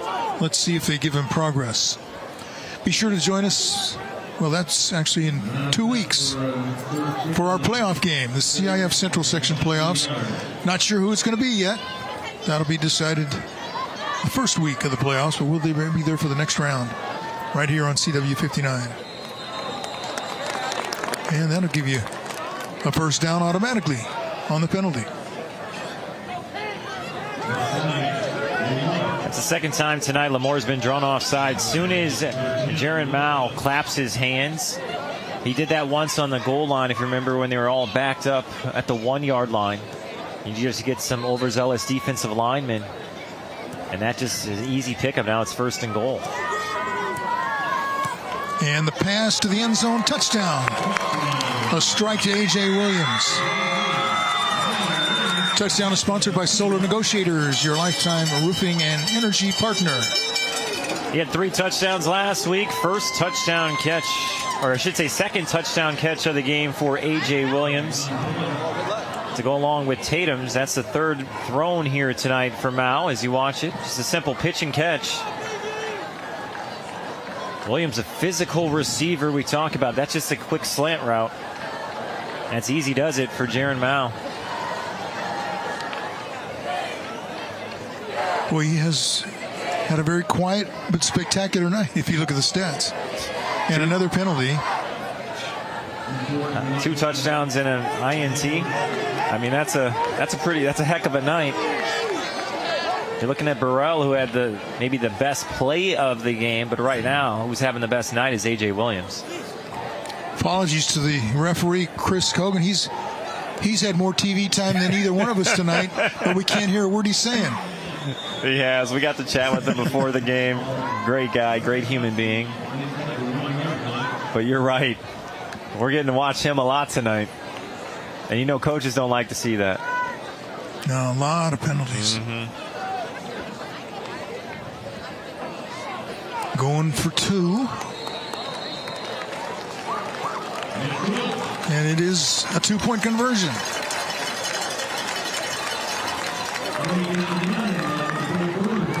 So they kept banging away at it and finally got it there.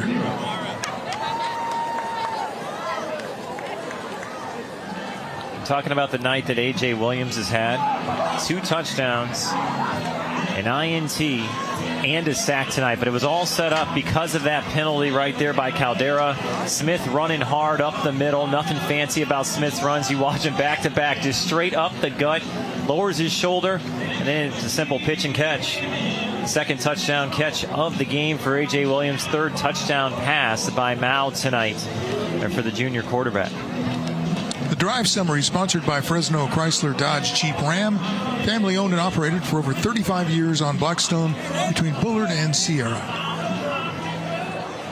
Well, it has not been a performance that I believe head coach Cannon Sanchez is going to be happy with in terms of the cleanness and the crispness of their offense, but you're going to be happy looking up at the scoreboard, and it's 27-0 here in the 3rd. Yeah, and it's a rivalry game, and you've got the Milk Can Trophy, but it's also the last game of the regular season, and you're probably already thinking ahead to the playoffs, and maybe you drift a little bit. Also, it's senior night too, Ralph. A lot of emotions on this football field tonight. The kickoff is sponsored by Hedrick Chevrolet, the #1 Silverado dealer in the Valley.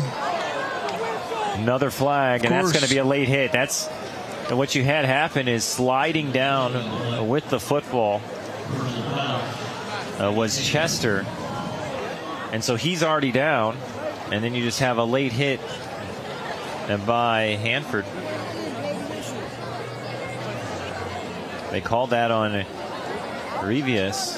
You'll see he slips, he's down. And then Revius just goes up and hits him. That's an easy call for the official. That's definitely a late hit. Yep.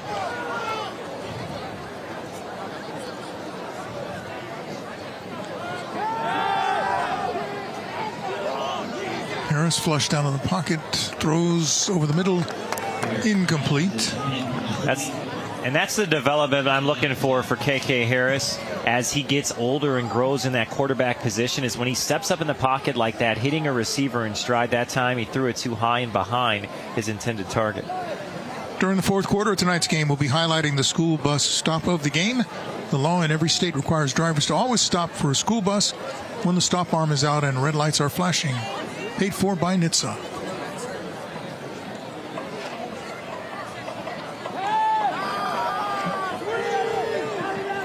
Pass is complete to Guevara to the near side, and a big collision over on the sideline. Guevara pops right back up. He does not shy away from contact. He's a physical player. And that'll bring up a first down. Look at him lower that shoulder. He lowered the boom. He said, "Get off me." First and 10 is sponsored by the U.S. Army. Be all you can be. This game started with Lamore driving the football, and then their drive stalled at midfield. After that, it's really been Hanford who's been in control. Bobbled the snap, but got it back. Now he's going to take off for the sideline and get out of bounds. And that's one of those, when he gets older, too, KK Harris, he's just going to throw it away instead of taking the loss of yards on the play. Athletically tips it to himself. And now right here, you know you got nothing. You just throw that ball away. You're outside the pocket. Instead, he steps out of bounds. He steps out of bounds, and now you just lost a bunch of yards on the play. It makes it second down and long.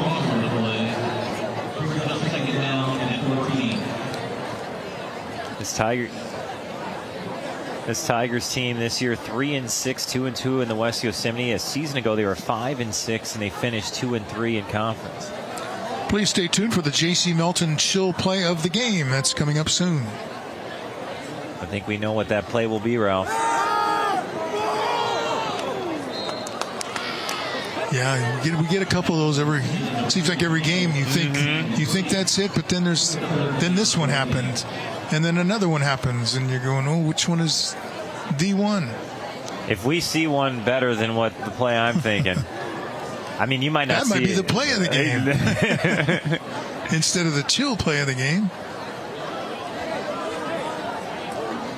Well, now here you go. It's third down and 14. Lamore's been in Hanford territory on a couple of different occasions here tonight. This you're not looking to get 14 yards on this. You'd like to get about 7 to 10 and make it fourth and manageable. I'd like to get about 65. The long pass intended for Campbell, overthrown. Good coverage out there by A.J. Williams, having a nice night tonight. Is the two-way player. I've been impressed with Hanford's defense, though. Coming off a game that last week that they won 49-7 over Mission Oak. They only allowed 14 points against Tulare Western a couple of weeks ago. Dinuba scored 43 against his defense, but it was a win. Guys in the secondary they cover you like a blanket back there.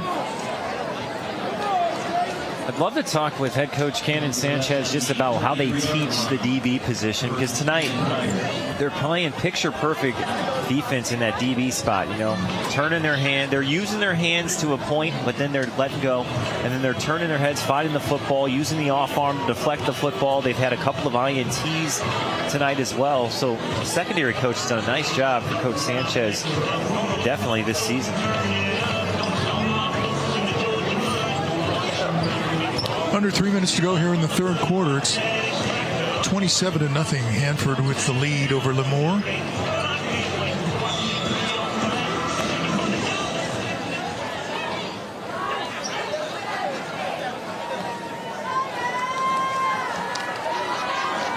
Both coaches are probably looking for some clean possessions, so you can really try to do what you're planning to do, what the game plan is calling for. That has been the play that's worked probably the most tonight, ironically, for Hanford, has been Mao with the football running. He only came in averaging 28 yards a game. He's got well over that here tonight. This time he'll throw it. Pass is complete to Thomas. He's getting shoved and thrown backwards. Capella ends up finishing him off after Larry Logan III was the first one to kind of wrap him up.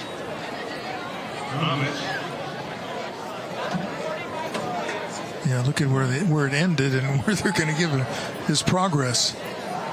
Progress stopped at the 40. He ended well behind the 35-yard line. Mao looking, gonna unload, has a man wide open, it's caught, and he'll walk into the end zone. Drayden Tatum with the touchdown.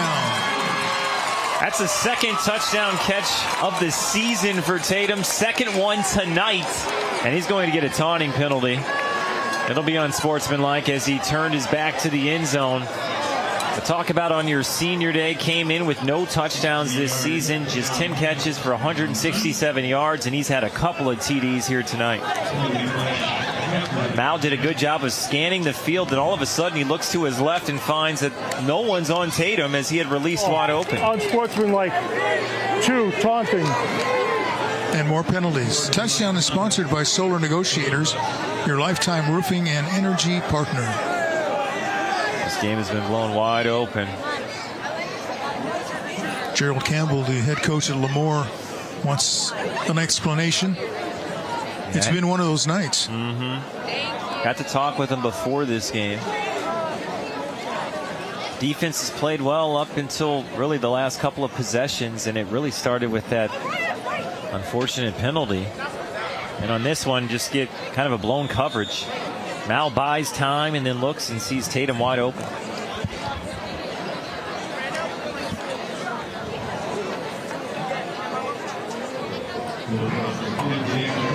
Ortega on for the extra point. And he puts it through. Yeah, you shouldn't be afraid to let him try and kick extra points. He's pretty solid. Yeah, I don't think they're afraid of him kicking extra points at all. I think they just wanted to go for 2 the first couple of trips, and it did not work. Because on the season, he's 25 for 27. As you take a look at what happened on this last drive, Ralph, there's buying some time. And then look, he says, oh, my friend's wide open. Tatum backs his way into the end zone for his second touchdown of the season, second one here tonight. But he's done a good job of really making good decisions with the football. His first read is not open, scans the field, then finds Tatum wide open. And that's what I think you'd like to see from the junior. I've been impressed with Mao. Watched him on film. I was excited to watch him live and in person because you can see more live than you can see on film, you know. And I like his decision making. He's done a good job of, like I said, he's not trying to run right away. He tries to pass first, and then if he needs to, he'll use his legs. He's done a good job of that here tonight. He's really only, in my opinion, made one dangerous throw all game long. Otherwise, he's had a really clean game. Drive summary sponsored by Fresno Chrysler Dodge Jeep Ram, family owned and operated for over 35 years on Blackstone between Bullard and Sierra. And the kickoff sponsored by Hedrick Chevrolet, the #1 Silverado dealer in the Valley. KV Chester on the return. Finally tackled by Cole Revius. Watch this one back. This is why he is one of your playmakers. Good decision. Little stutter step. And slowing him down just enough. It was the kicker. In Ortega, just so that his friends can come and help and wrap him up. It's been a tough sledding for Lamore here tonight and KK Harris. Harris back out there, throwing to the near side. Incomplete, intended for Chester. He's had no time to throw here tonight as KK Harris. Really the only thing that's been good offense for Harris himself has been using his legs. He is a dual quarterback, dual threat, I should say. They've been able to get to the edge. They've had success. Anything in between the tackles just has not worked tonight, Ralph. Yeah, it's been that way consistently all night.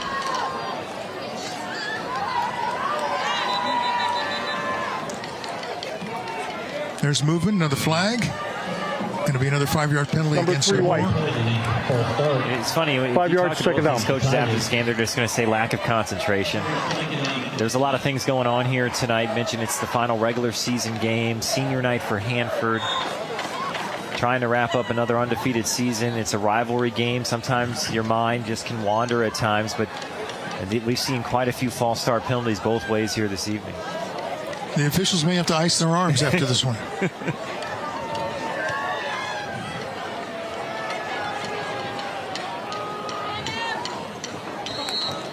That's Guevara running as he loves to run, straight ahead and with authority. He's just a sophomore, by the way. Stands 5'8", good size, $180. Strong kid, but he's only a sophomore. So you've got the future is definitely bright for Lamore. Your starting quarterback's a sophomore.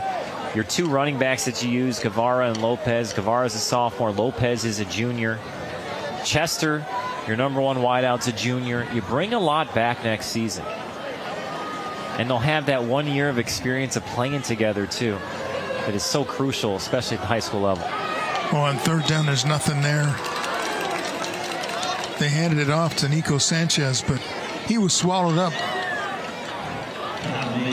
You got Perryman in there. Yeah. So you got a couple of defensive rotations here now. A couple of players out of the game. So this is Drayden Perryman. He's the 5'8" sophomore. And not fooled.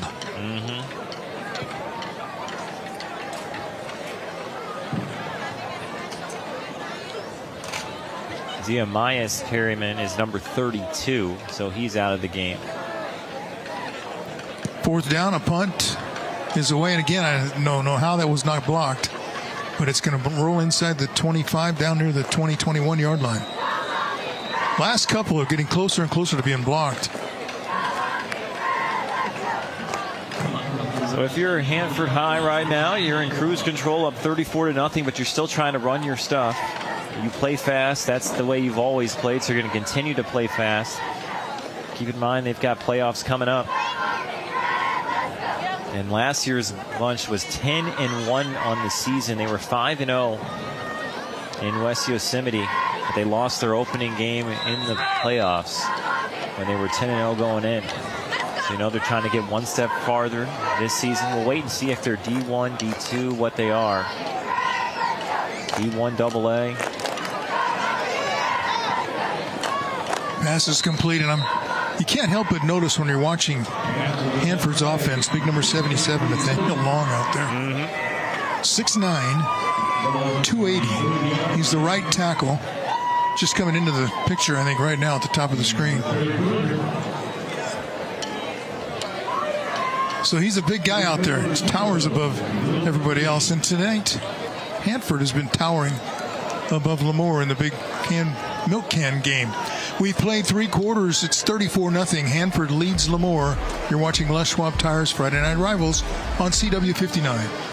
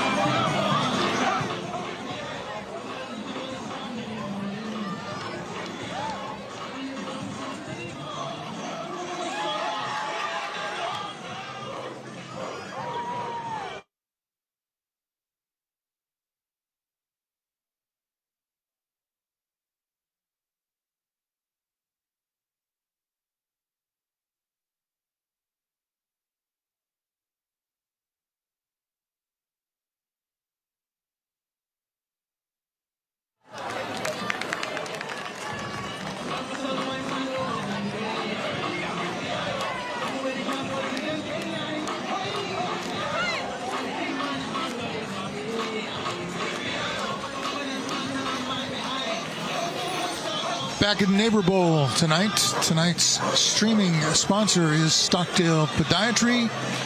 We treat your feet.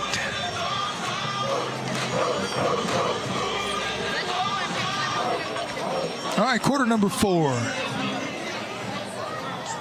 Been all Hanford. Impressive showing by the Bullpups defense, and boy, some of their specialty players are special players. That's an understatement. Mal, 4 touchdown passes here tonight. A.J. Williams got a couple of them, as does Tatum. And then you had that pick 6 that was by Burrell in that first half.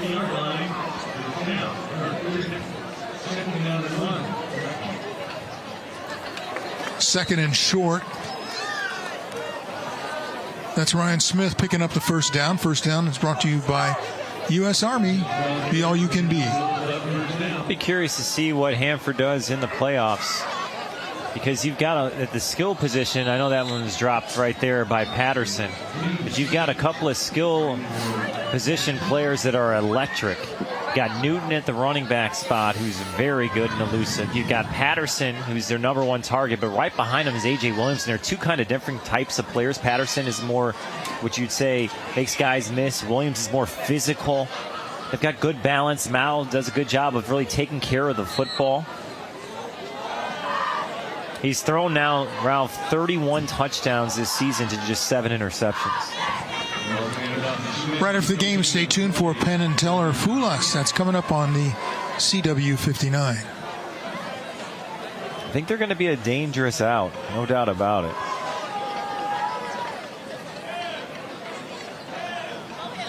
Mal throwing deep, has the receiver out there, goes back and makes the adjustment and makes the catch. That's A.J. Williams coming back to make that play. That's a heck of a play, too, by A.J. High points it, comes back to the football, gets his foot in bounds as well. He's having a big game. 2 touchdown catches, a sack tonight, and an INT. What else can you say about that young man? Rajon Newton, the ball carrier. See just the balance, and when they're really clicking, they're able to play so fast. And the one thing that you like if you're a Hanford fan is you say that, hey, and no matter what game we play, we can score. So a lot of times to beat them, it's going to have to almost be a shootout. Now Mal getting it done with his legs. Yeah, he's sneaky, folks. Going to come out hobbling. That's not good, though. Maybe a little ankle twist or tweak. Third down. Third and about 3.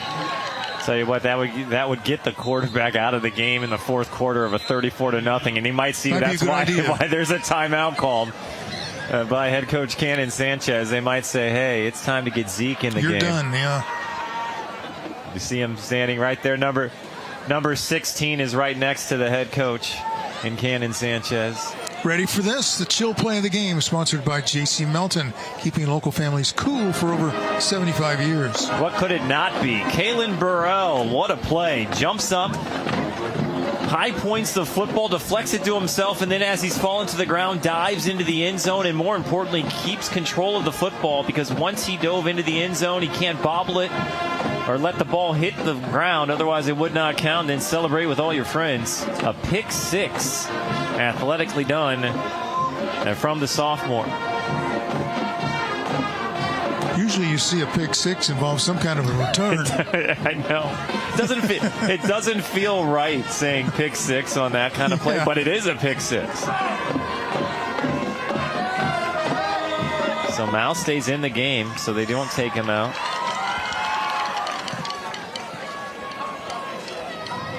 That is exactly the play I thought it was, Ralph. Mm-hmm. That's the only play it could be. Oh, no. Slipped as he was trying to make the catch and went down. Looked like a little awkwardly, like he had pulled something a bit, but... Yeah, I'd be tempted to take them all out, right? Yeah, take out my skill position players, because nothing good, and that's not good. No. A.J. Williams was the front runner for player of the game in this one, but more importantly, you got to have that young man healthy. And he just slipped. Mm-hmm.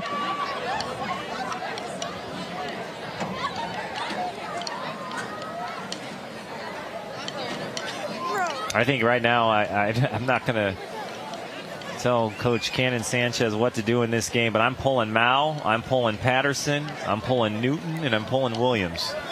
And their night's done. Yeah, I think you'll probably see that. Coach Sanchez looks like he got a big smile on his face here as he's coming off the field, so things must be okay. I'd have to see the replay of that to see exactly how awkward it was. This looked like he slipped and then landed awkwardly, although when he was coming off the field, he kind of was touching that left quad is what it looked like, Ralph.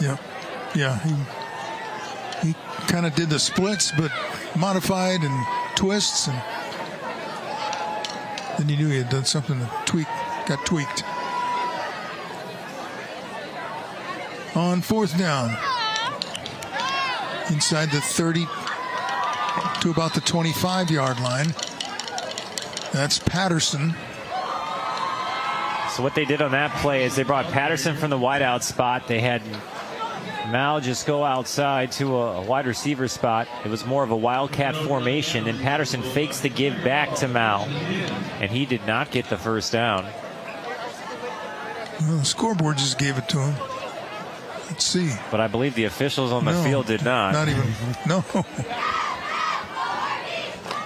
So it'll be a turnover on downs, and it's a new group of defensive players in. You got a couple of starters still in the game, but for the most part, it's a new group as you watch this one. And knocked out of bounds, shy of the first down for sure. Coming in was Prince Logan from the safety spot. Had forced him out before he picked up the first down. So the Tigers get it back under 10 minutes to go here. And they would just love to get something going, positive direction, and find some points. There's the leading tackler on the team coming into tonight, Justin Strickland III, in the middle linebacker spot. He's got good size, 6'1", 223-pound senior. He was honored before the game tonight. Had 101 tackles coming in. He's had quite a few here tonight, as you see him number 5 on your screen. He plays fast, and that's what you like, and he plays violent. You hear Coach Marcus Freeman for Notre Dame talk about it all the time with his group. He says, hey, it's a violent game, play violent. He does, and he doesn't shy away from contact. The other thing I think he does at the linebacker spot, too, is he's very smart. He's an intelligent linebacker. Guess what? We've got another penalty. 22, dead ball, encroachment. Defense, number 22, 5 yards. Second down. That's Andre Goza. Didn't he sound great? All right.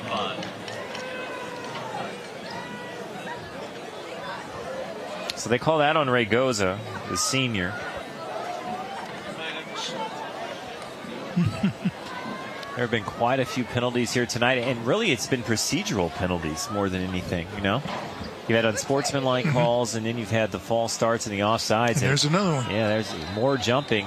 So you see Hanford High got Lamore twice tonight when they clapped. This one's false start, though. 5 yards. Second down.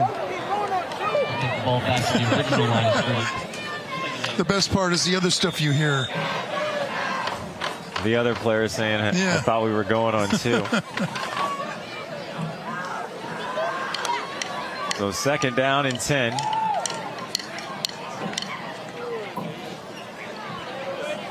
Like to see Lamore get something positive here in this one. It's always tough to play in a game like this where you're being shut out. Lamore's won 2 of their last 3 games. Knocked off Mission Oak and Dinuba before falling by 1 to Tulare Western. So they were playing good football. Harris throws deep, has a man out there, and can't call it in. Trying to get it out to Chester. It's good defense out there. That's Sage Regoza. Again, one of those defensive backs you've been complimenting all night. They've done a good job, Ralph, and they've been left on an island. It's man-to-man out there with no safety help. That time he didn't turn and look at the football. Just a little overthrown looking for Chester. I'll tell you what I've noticed tonight from KK Harris. He throws a pretty ball. What I mean by that is he's got a tight spiral, gets a lot of air underneath it. He's just got to become a little bit more accurate on the balls that are about 15 yards or more. I think that will come with time and development. Remember, this is his first year starting at quarterback at the varsity level. On third down, he's going to take off. Across the 40 to the 45, maybe the 46. That's what he can do. And you've got a player slow to get up for Hanford on the defensive side of the ball. And well, it's a 1st and 10 brought to you by U.S. Army. Be all you can be. And let's see. That's Justin Strickland III. And you can't lose him. He's holding his lower back.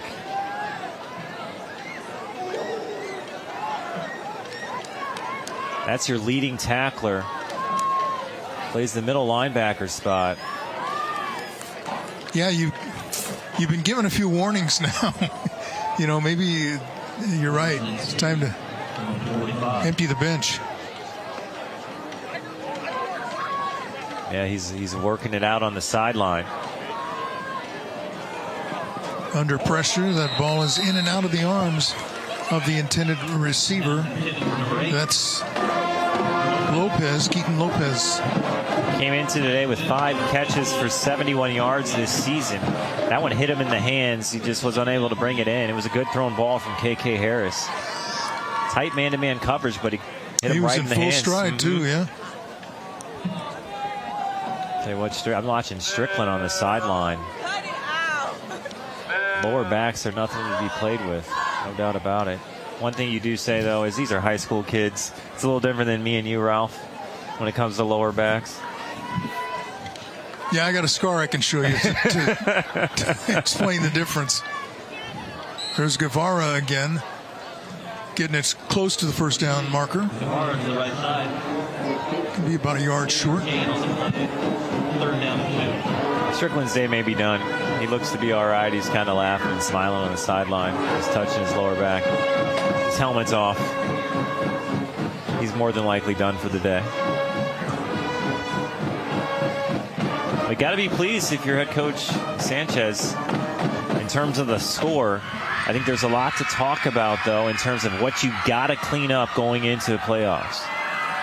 Yeah, too many penalties. Both sides. Oh. Lopez bounced off the big hit and picked up extra yardage. That's an excellent job of absorbing the contact and bouncing it outside to pick up the first down into plus territory. But that was coming in, flying in. We watch it on your screen. Lowers the boom, and he just shrugs it off. That was Raygoza who came in, filled the gap like you're supposed to, come flying in.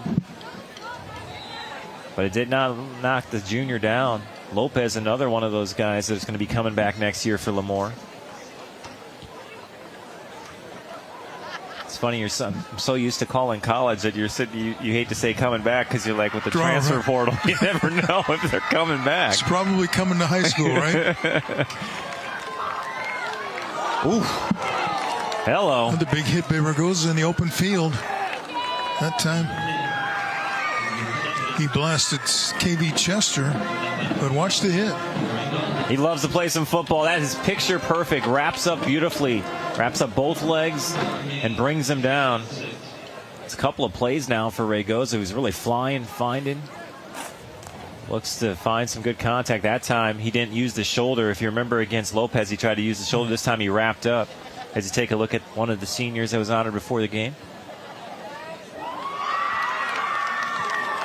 Harris with the pass. Oh, it's a great catch. Going up and taking it away from the defender is Nate Ballard. That was in traffic. That's a heck of a play. When you watch this one back, he went up high, pointed the football, but more importantly, he showed strength in his hands. There's all kinds of traffic around. He's going to jump up high, grab it, and then rip it away. As the defender, Tatum, was reaching in, and then turned it into more positivity. And this is as deep as they have been. First time tonight they've been in the red zone. In the Toyota red zone, a 1st and 10. Sponsored by U.S. Army. The handoff. Looking to go from the red zone to the end zone. Not that time. Guevara with the carry.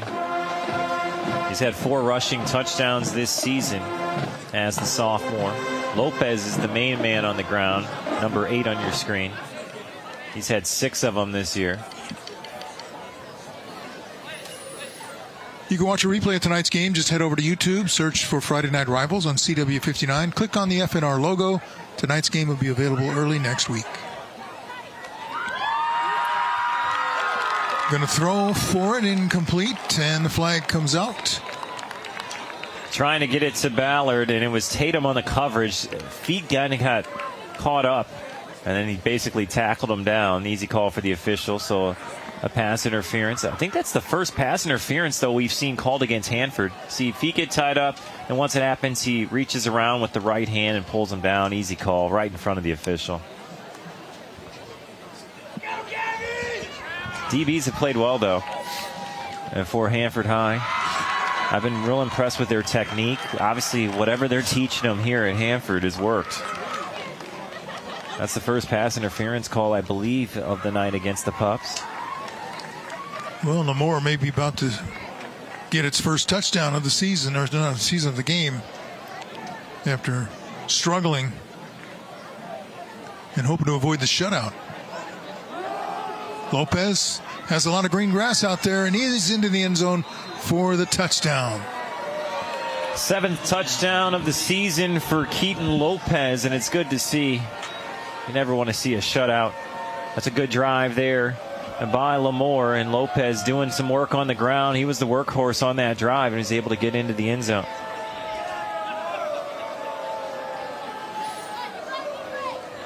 The touchdown is sponsored by Solar Negotiators, your lifetime roofing and energy partner.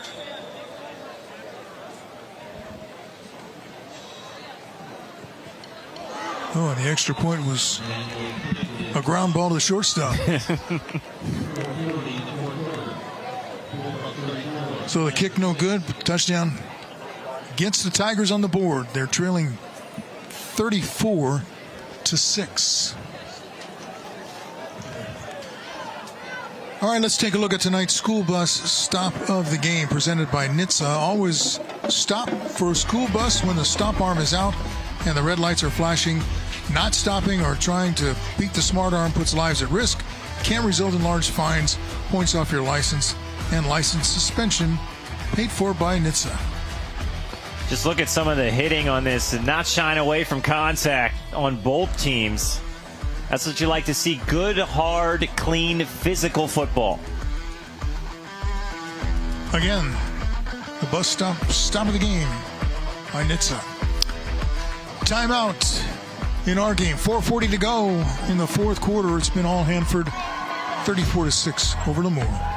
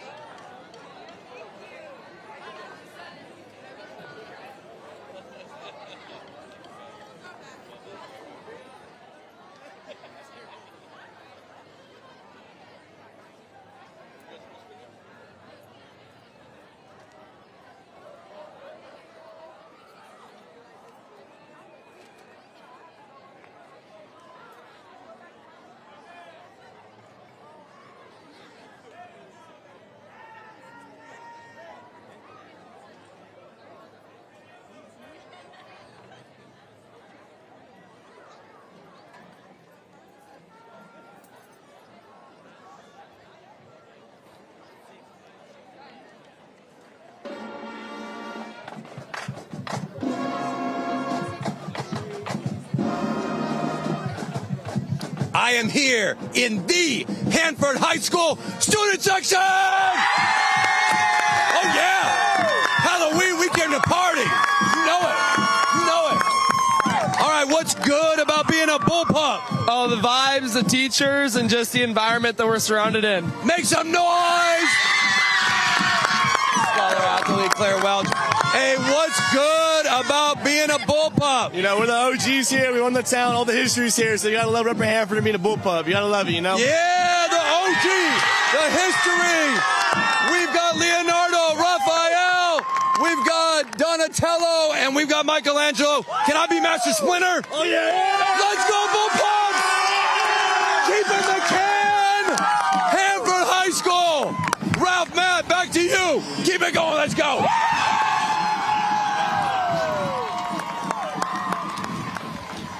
All right, thank you, Kevin. Nice job tonight, as always. He has more fun than anybody at the game. Any game we are covering, watching, attending. Probably even more fun tonight. He got to dress up tonight. That's right. It's Halloween Friday night, Ralph.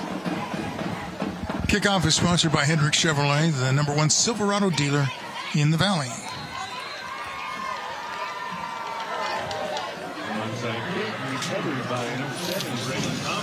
Hanford's going to win another West Yosemite League title as you take a look at what happened on the last drive to get the first points of the game for Lamore. And it was that man just bouncing off of tackles, Keaton Lopez.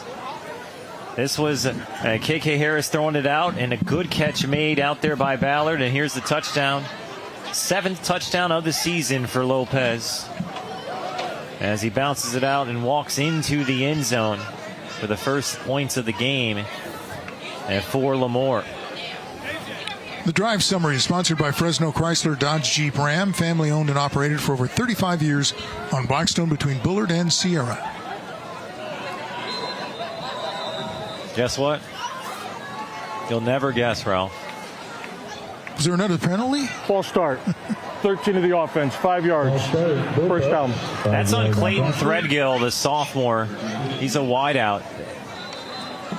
I'll be honest with you. Coach Cannon Sanchez is going to have a lot to talk about next week. They've got to clean up the false start penalties because those can be, in big games, those are drive killers. You back up instead of 1st and 10, it's 1st and 15. They just had too many of those tonight.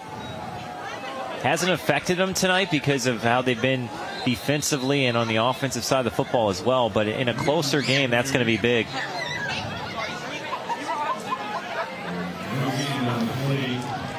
Tonight's End Zone Camera is sponsored by Herc Equipment. We equip customers and communities to build a brighter future. Go to hercrentals.com. Again, thanks to all our cameramen. They've done a great job here tonight, bringing you all the pictures here this evening.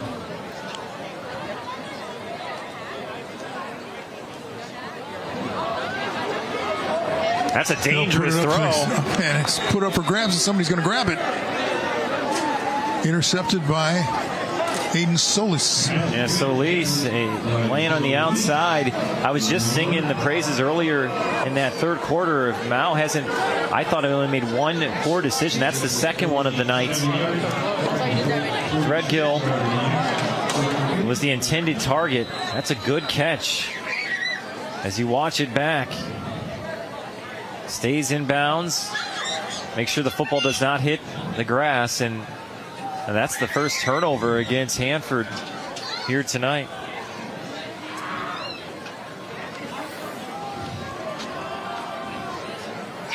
Harris with a deep ball. Nice catch out there made by Jordan Ramos. And that's going to be a 1st and 10, sponsored by U.S. Army. Be all you can be. I've not called that young man's name much here tonight. He's the 5'9", 165-pound senior. Good thrown ball by KK Harris. That's what I mean by he throws a pretty ball. You see that tight spiral over the middle. Good catch by Ramos. That's something as he continues to develop at quarterback. He'll have this full season in the books, and then he comes back his junior year. Look for him to take that next step.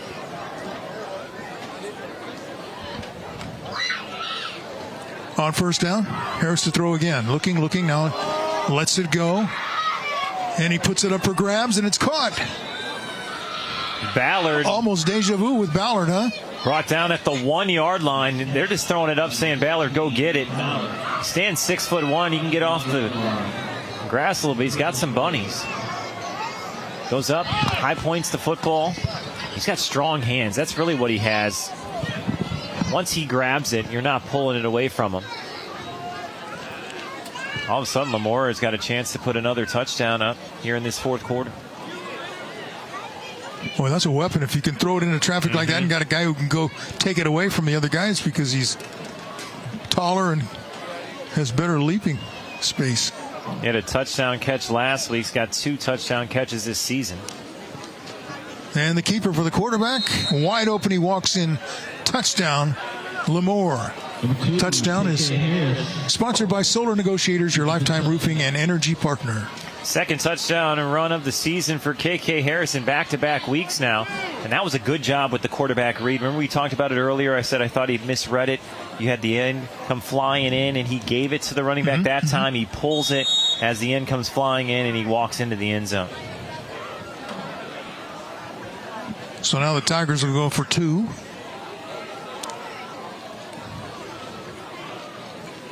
Tigers line up for the 2-point conversion.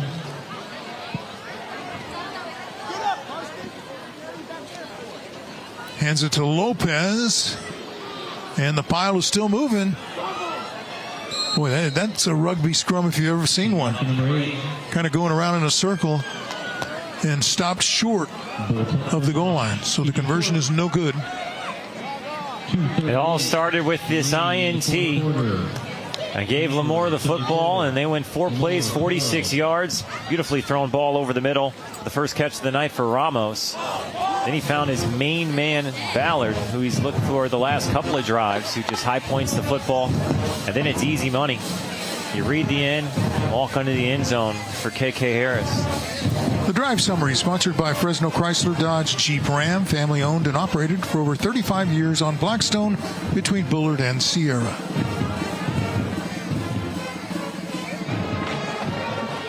So do you get a little work on your onside kick here? Or do you just kick it away? I mean, personally, I'd kick it away. It's 34-12 with 2:38 to play. Obviously, head coach Cannon Sanchez has called off his guys, so that's why I'd kick it away. But, I mean, it is a game, so you can kick the onside if you want to. But if you're asking me personally what I do, I just kick it deep. Kickoff is sponsored by Hedrick Chevrolet, the #1 Silverado dealer in the Valley.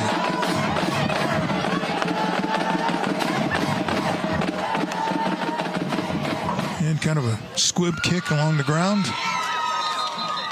Covered at the 40. Yeah, that's not an onside kick. That's just you don't want to give it to a playmaker back there to catch it. So, yeah, good sportsmanship both ways. Talking to a guy who personally doesn't care about running up the score when it involves college and professional, but at the high school level, not a huge fan of that. And obviously Hanford High isn't running up the score at all. I think they'll be a tough out, Ralph. They've got some playmakers. They've got some big-time players on defense as well. I think this will be a tough team to play in postseason. They're well coached. Well, yeah, and they got guys who can benefit from that coaching and make things happen. Nice tackle by Jeremiah Rubocaba of Lamore.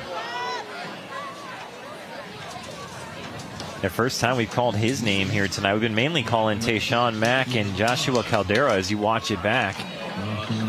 He's able to come in off the edge, wraps up, and brings him down. Be sure to join us in 2 weeks on November 14th when we broadcast the CIF Central Section playoffs right here on the CW 59. Another catch for Patterson here tonight. I think there's some danger when you play this Hanford team. You've got Patterson, you've got Williams, you've got Newton. You've got the quarterback in Mal. And then on the flip side, I really like Strickland, the third. I also like Perryman as well. Perryman's got some athleticism coming off the edge. And those are their top 2 tacklers coming into tonight. The way they pursue the football. And then I like what the DBs did tonight in terms of able to find the football. They can play man. A little kind of a safety pass. Incomplete, and probably just as well. Newton was the guy, but he was being defended and didn't haul it in. So third down, 3rd and long. It's going to be check that 4th down. It's going to be a happy senior day for Hanford High. That's what you always want. Hey, come into the game, get out of the game, enjoy it, win, and then hopefully no injuries. They did have an injury, though, on the offensive line in Kazama, who's on crutches. Big number 74, the junior for Hanford. Everyone else looks to be okay for the Pups.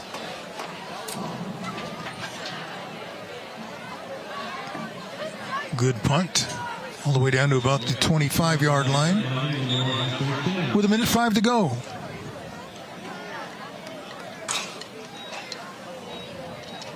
So another 5-0 West Yosemite League title for Hanford High. And now in the last 11 meetings, Hanford will have won the last 9 out of 11.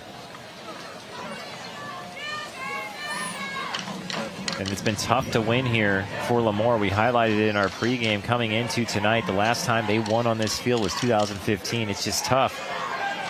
Last time they won in this matchup was 2022. That was at Lamore.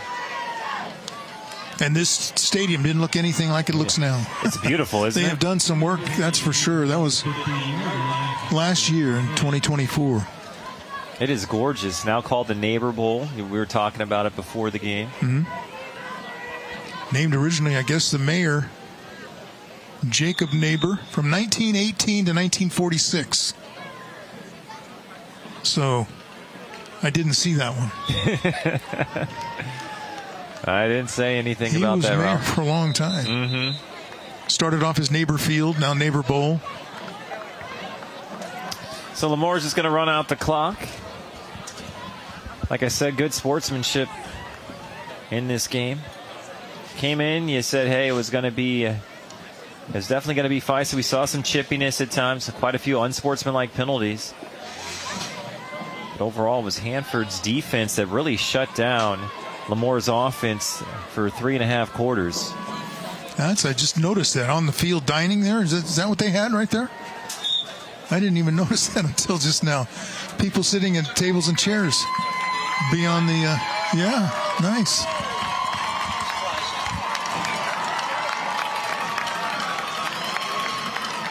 Stay tuned at the conclusion of tonight's game for the post-game wrap and presentation of the Les Schwab Tires Player of the Game Award. And we are rapidly coming to the end of this game.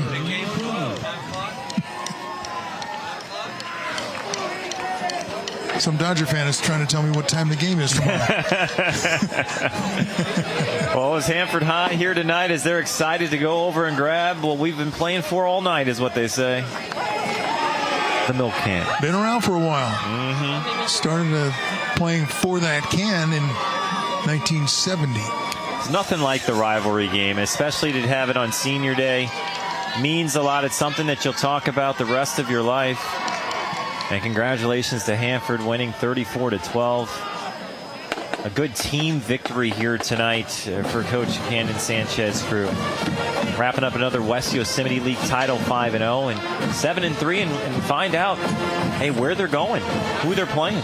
Well, you'll have a good feeling about, at least going into the playoffs on a winning note. And that's what they will do. 34-12, again, our final score. Hanford defeating Lamore tonight. You're watching Les Schwab Tires Friday Night Rivals. We'll be back with post-game after this.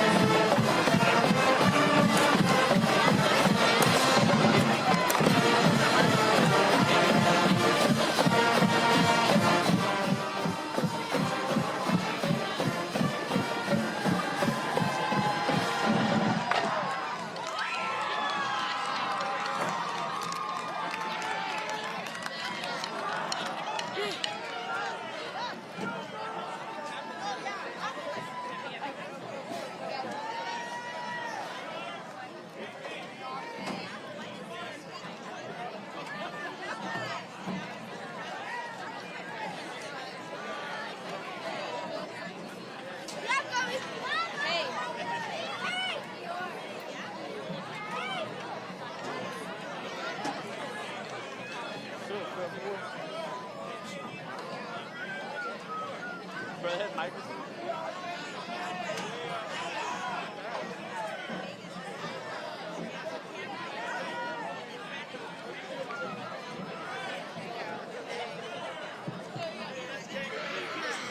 yo, yo.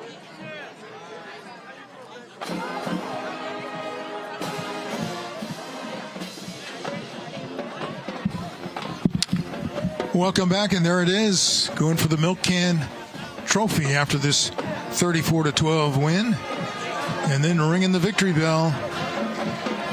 So a good night for the Hanford Bullpups, and they are with Kevin right now. Keeping the can on the back of every helmet. It says, do your job. They did their job tonight. The victorious Hanford Bullpups! Oh, yeah. All right. Hey, but Coach, the job is not finished, right? Talk about preparation going into playoffs, and what do we have our sights set on? Yeah, I mean, this is a young team, and this was not expected from these guys, and so they've gotten better every single week, and we're excited to get to that D1A playoffs and make some noise. All right, let's hear it for Coach. Give it up for Coach. Yeah, man, leading the charge. Hey, and then we've got our Les Schwab player of the game goes to number 0, A.J. Williams. Yeah, A.J., 2 receiving touchdowns, interception, and a sack. How'd y'all get it done tonight? Man, you know, it's all the hard work at practice. That's where it started at. You know, we get better every day. Yeah, and off to playoffs. Let's give it up one more time. A.J. Williams, Les Schwab, player of the game. All right, we've been to party. We were fitting to celebrate. Hanford Bullpups, they're taking care of business. One more time, make some noise. Yeah! Woo! Let's go! Bullpups! Can't. Well, Kevin's finished his warm-up. He's ready for the game now. I told him before the game, I said, hey, believe. Ted Lasso tonight is what that guy was. Yeah, good night. What a game from Hanford High, though. We said coming in, I said I thought the key for Lamore is, hey, you got to really limit their possessions because they have such a quick strike offense. Well, defensively, Hanford High was so good tonight. Tonight's play of the game is sponsored by Jack in the Box. At Jack, every bite's a big deal. How about the first touchdown of the game? First touchdown of the season for Tatum. Goes up, catches it, and then he's off to the races. House call. Ended up adding another touchdown later on in the game to catch a touchdown on senior day. Way to go, young man. Yeah, and the guy that distributed it. Big day, big night for the quarterback as well. Mao, I thought, had a big night. 4 touchdowns for Mao tonight, Ralph. Right after this game, stay tuned for Penn and Teller Fool Us. That's coming up on the CW 59. And be sure to join us on November 14th. That's in 2 weeks when we will broadcast our first CIF Central Section playoff game right here on the CW 59. Yeah, it's going to get even more fun because the playoffs are right around the corner. Hey, Matt Norville, great job tonight. Thank you for helping out and sitting in that seat and offering your expertise. It's always fun. We actually know each other really well. We've been friends for quite some time, so it was nice to have you here again, and nice to know you're always there when we need you. You do a great job. Always fun, always fun. All right, everyone. We'll be gone. See you in 2 weeks with the playoffs. Thanks to the entire crew here. Thanks again to Matt. 34-12, Hanford over Lamore on Les Schwab Tires Friday Night Rivals. Good night, everybody.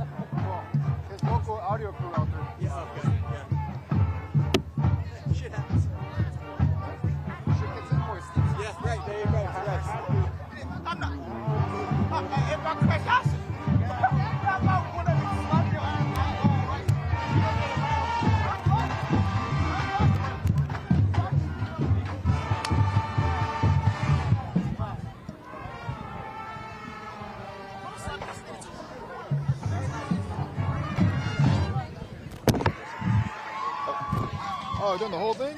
Oh, yeah, they got to see all the highlights you're talking about.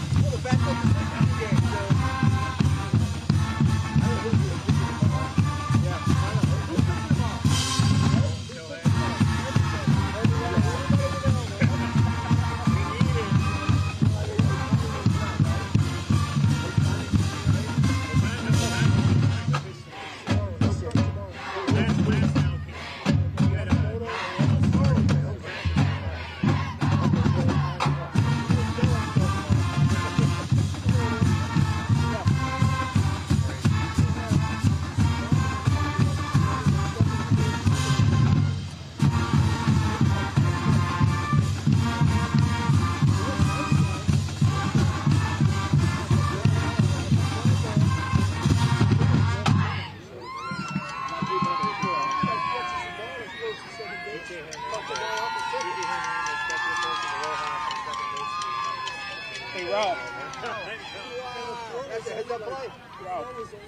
It's going to be all Hanford touchdowns with a celebration at the end. And they can show it to you if you want. Yeah, you want to show it to me? That'd be great. Hold up. There you go. Yeah, you go ahead. Okay. All right, so it's Tatum. This is the first touchdown catch of the season for Tatum on Senior Day. Drayden Tatum, right? Yeah. Drayden Tatum. That's A.J. Williams.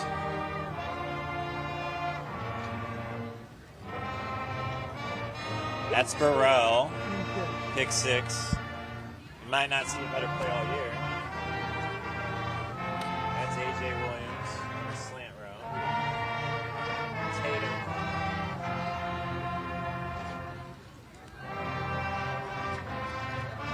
That should be all of them. That's the end of the game. As they've done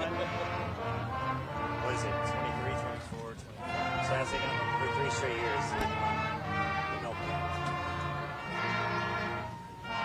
want them to put the Lamore touchdown in there too? No, that's fine. That's fine. Let's go now. And we're ready whenever you guys are. Okay. All right. I'm probably going to toss it. Okay. Can you each count to 10? Starting with 1, 2, 3, 4, 5, 6, 7, 8, 9, 10. 1, 2, 3, 4, 5, 6, 7, 8, 9, 10. Hey, stand by. We're good. Stand by.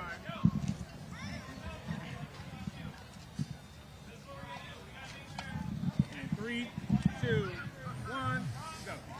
Yeah, Gabe, we were expecting some fireworks out here between Hanford and Lamore tonight, and the fireworks were pretty much on one side. We're going to take you through the highlights because it was a pretty good offensive game for the Hanford Bullpups. That's an understatement for what happened here tonight. Mal was just getting started. That was Tatum's first touchdown catch of the season, the senior on senior day. That got the scoring going for Hanford High. And then it's that man over the middle. Get to know this guy. A.J. Williams had a big game tonight, not just offensively, but defensively as well. Burrell, you might not see a better play all year. Spectacular pick six as he dives into the end zone. And then they look for A.J. Williams again on a slant route. His second touchdown catch of the game. And somehow Tatum wide open as Mal was buying time. Walks into the end zone backwards. That's the fourth touchdown throw of the game for Mal. And the milk can goes back to Hanford as it's been doing the last 3 times. Yeah, they loved the way this one ended tonight. Great crowd, great atmosphere, and, well, the playoffs are next, right? I'm excited for them, and I think this will be a very tough out, Hanford High, because they're so explosive offensively, and they have playmakers at the right positions. All the skill positions are full of playmakers. 34-12 was the final score here. Hanford with the win over Lamore. For Matt, I'm Ralph here at Neighbor Bowl. Back to you in the studio.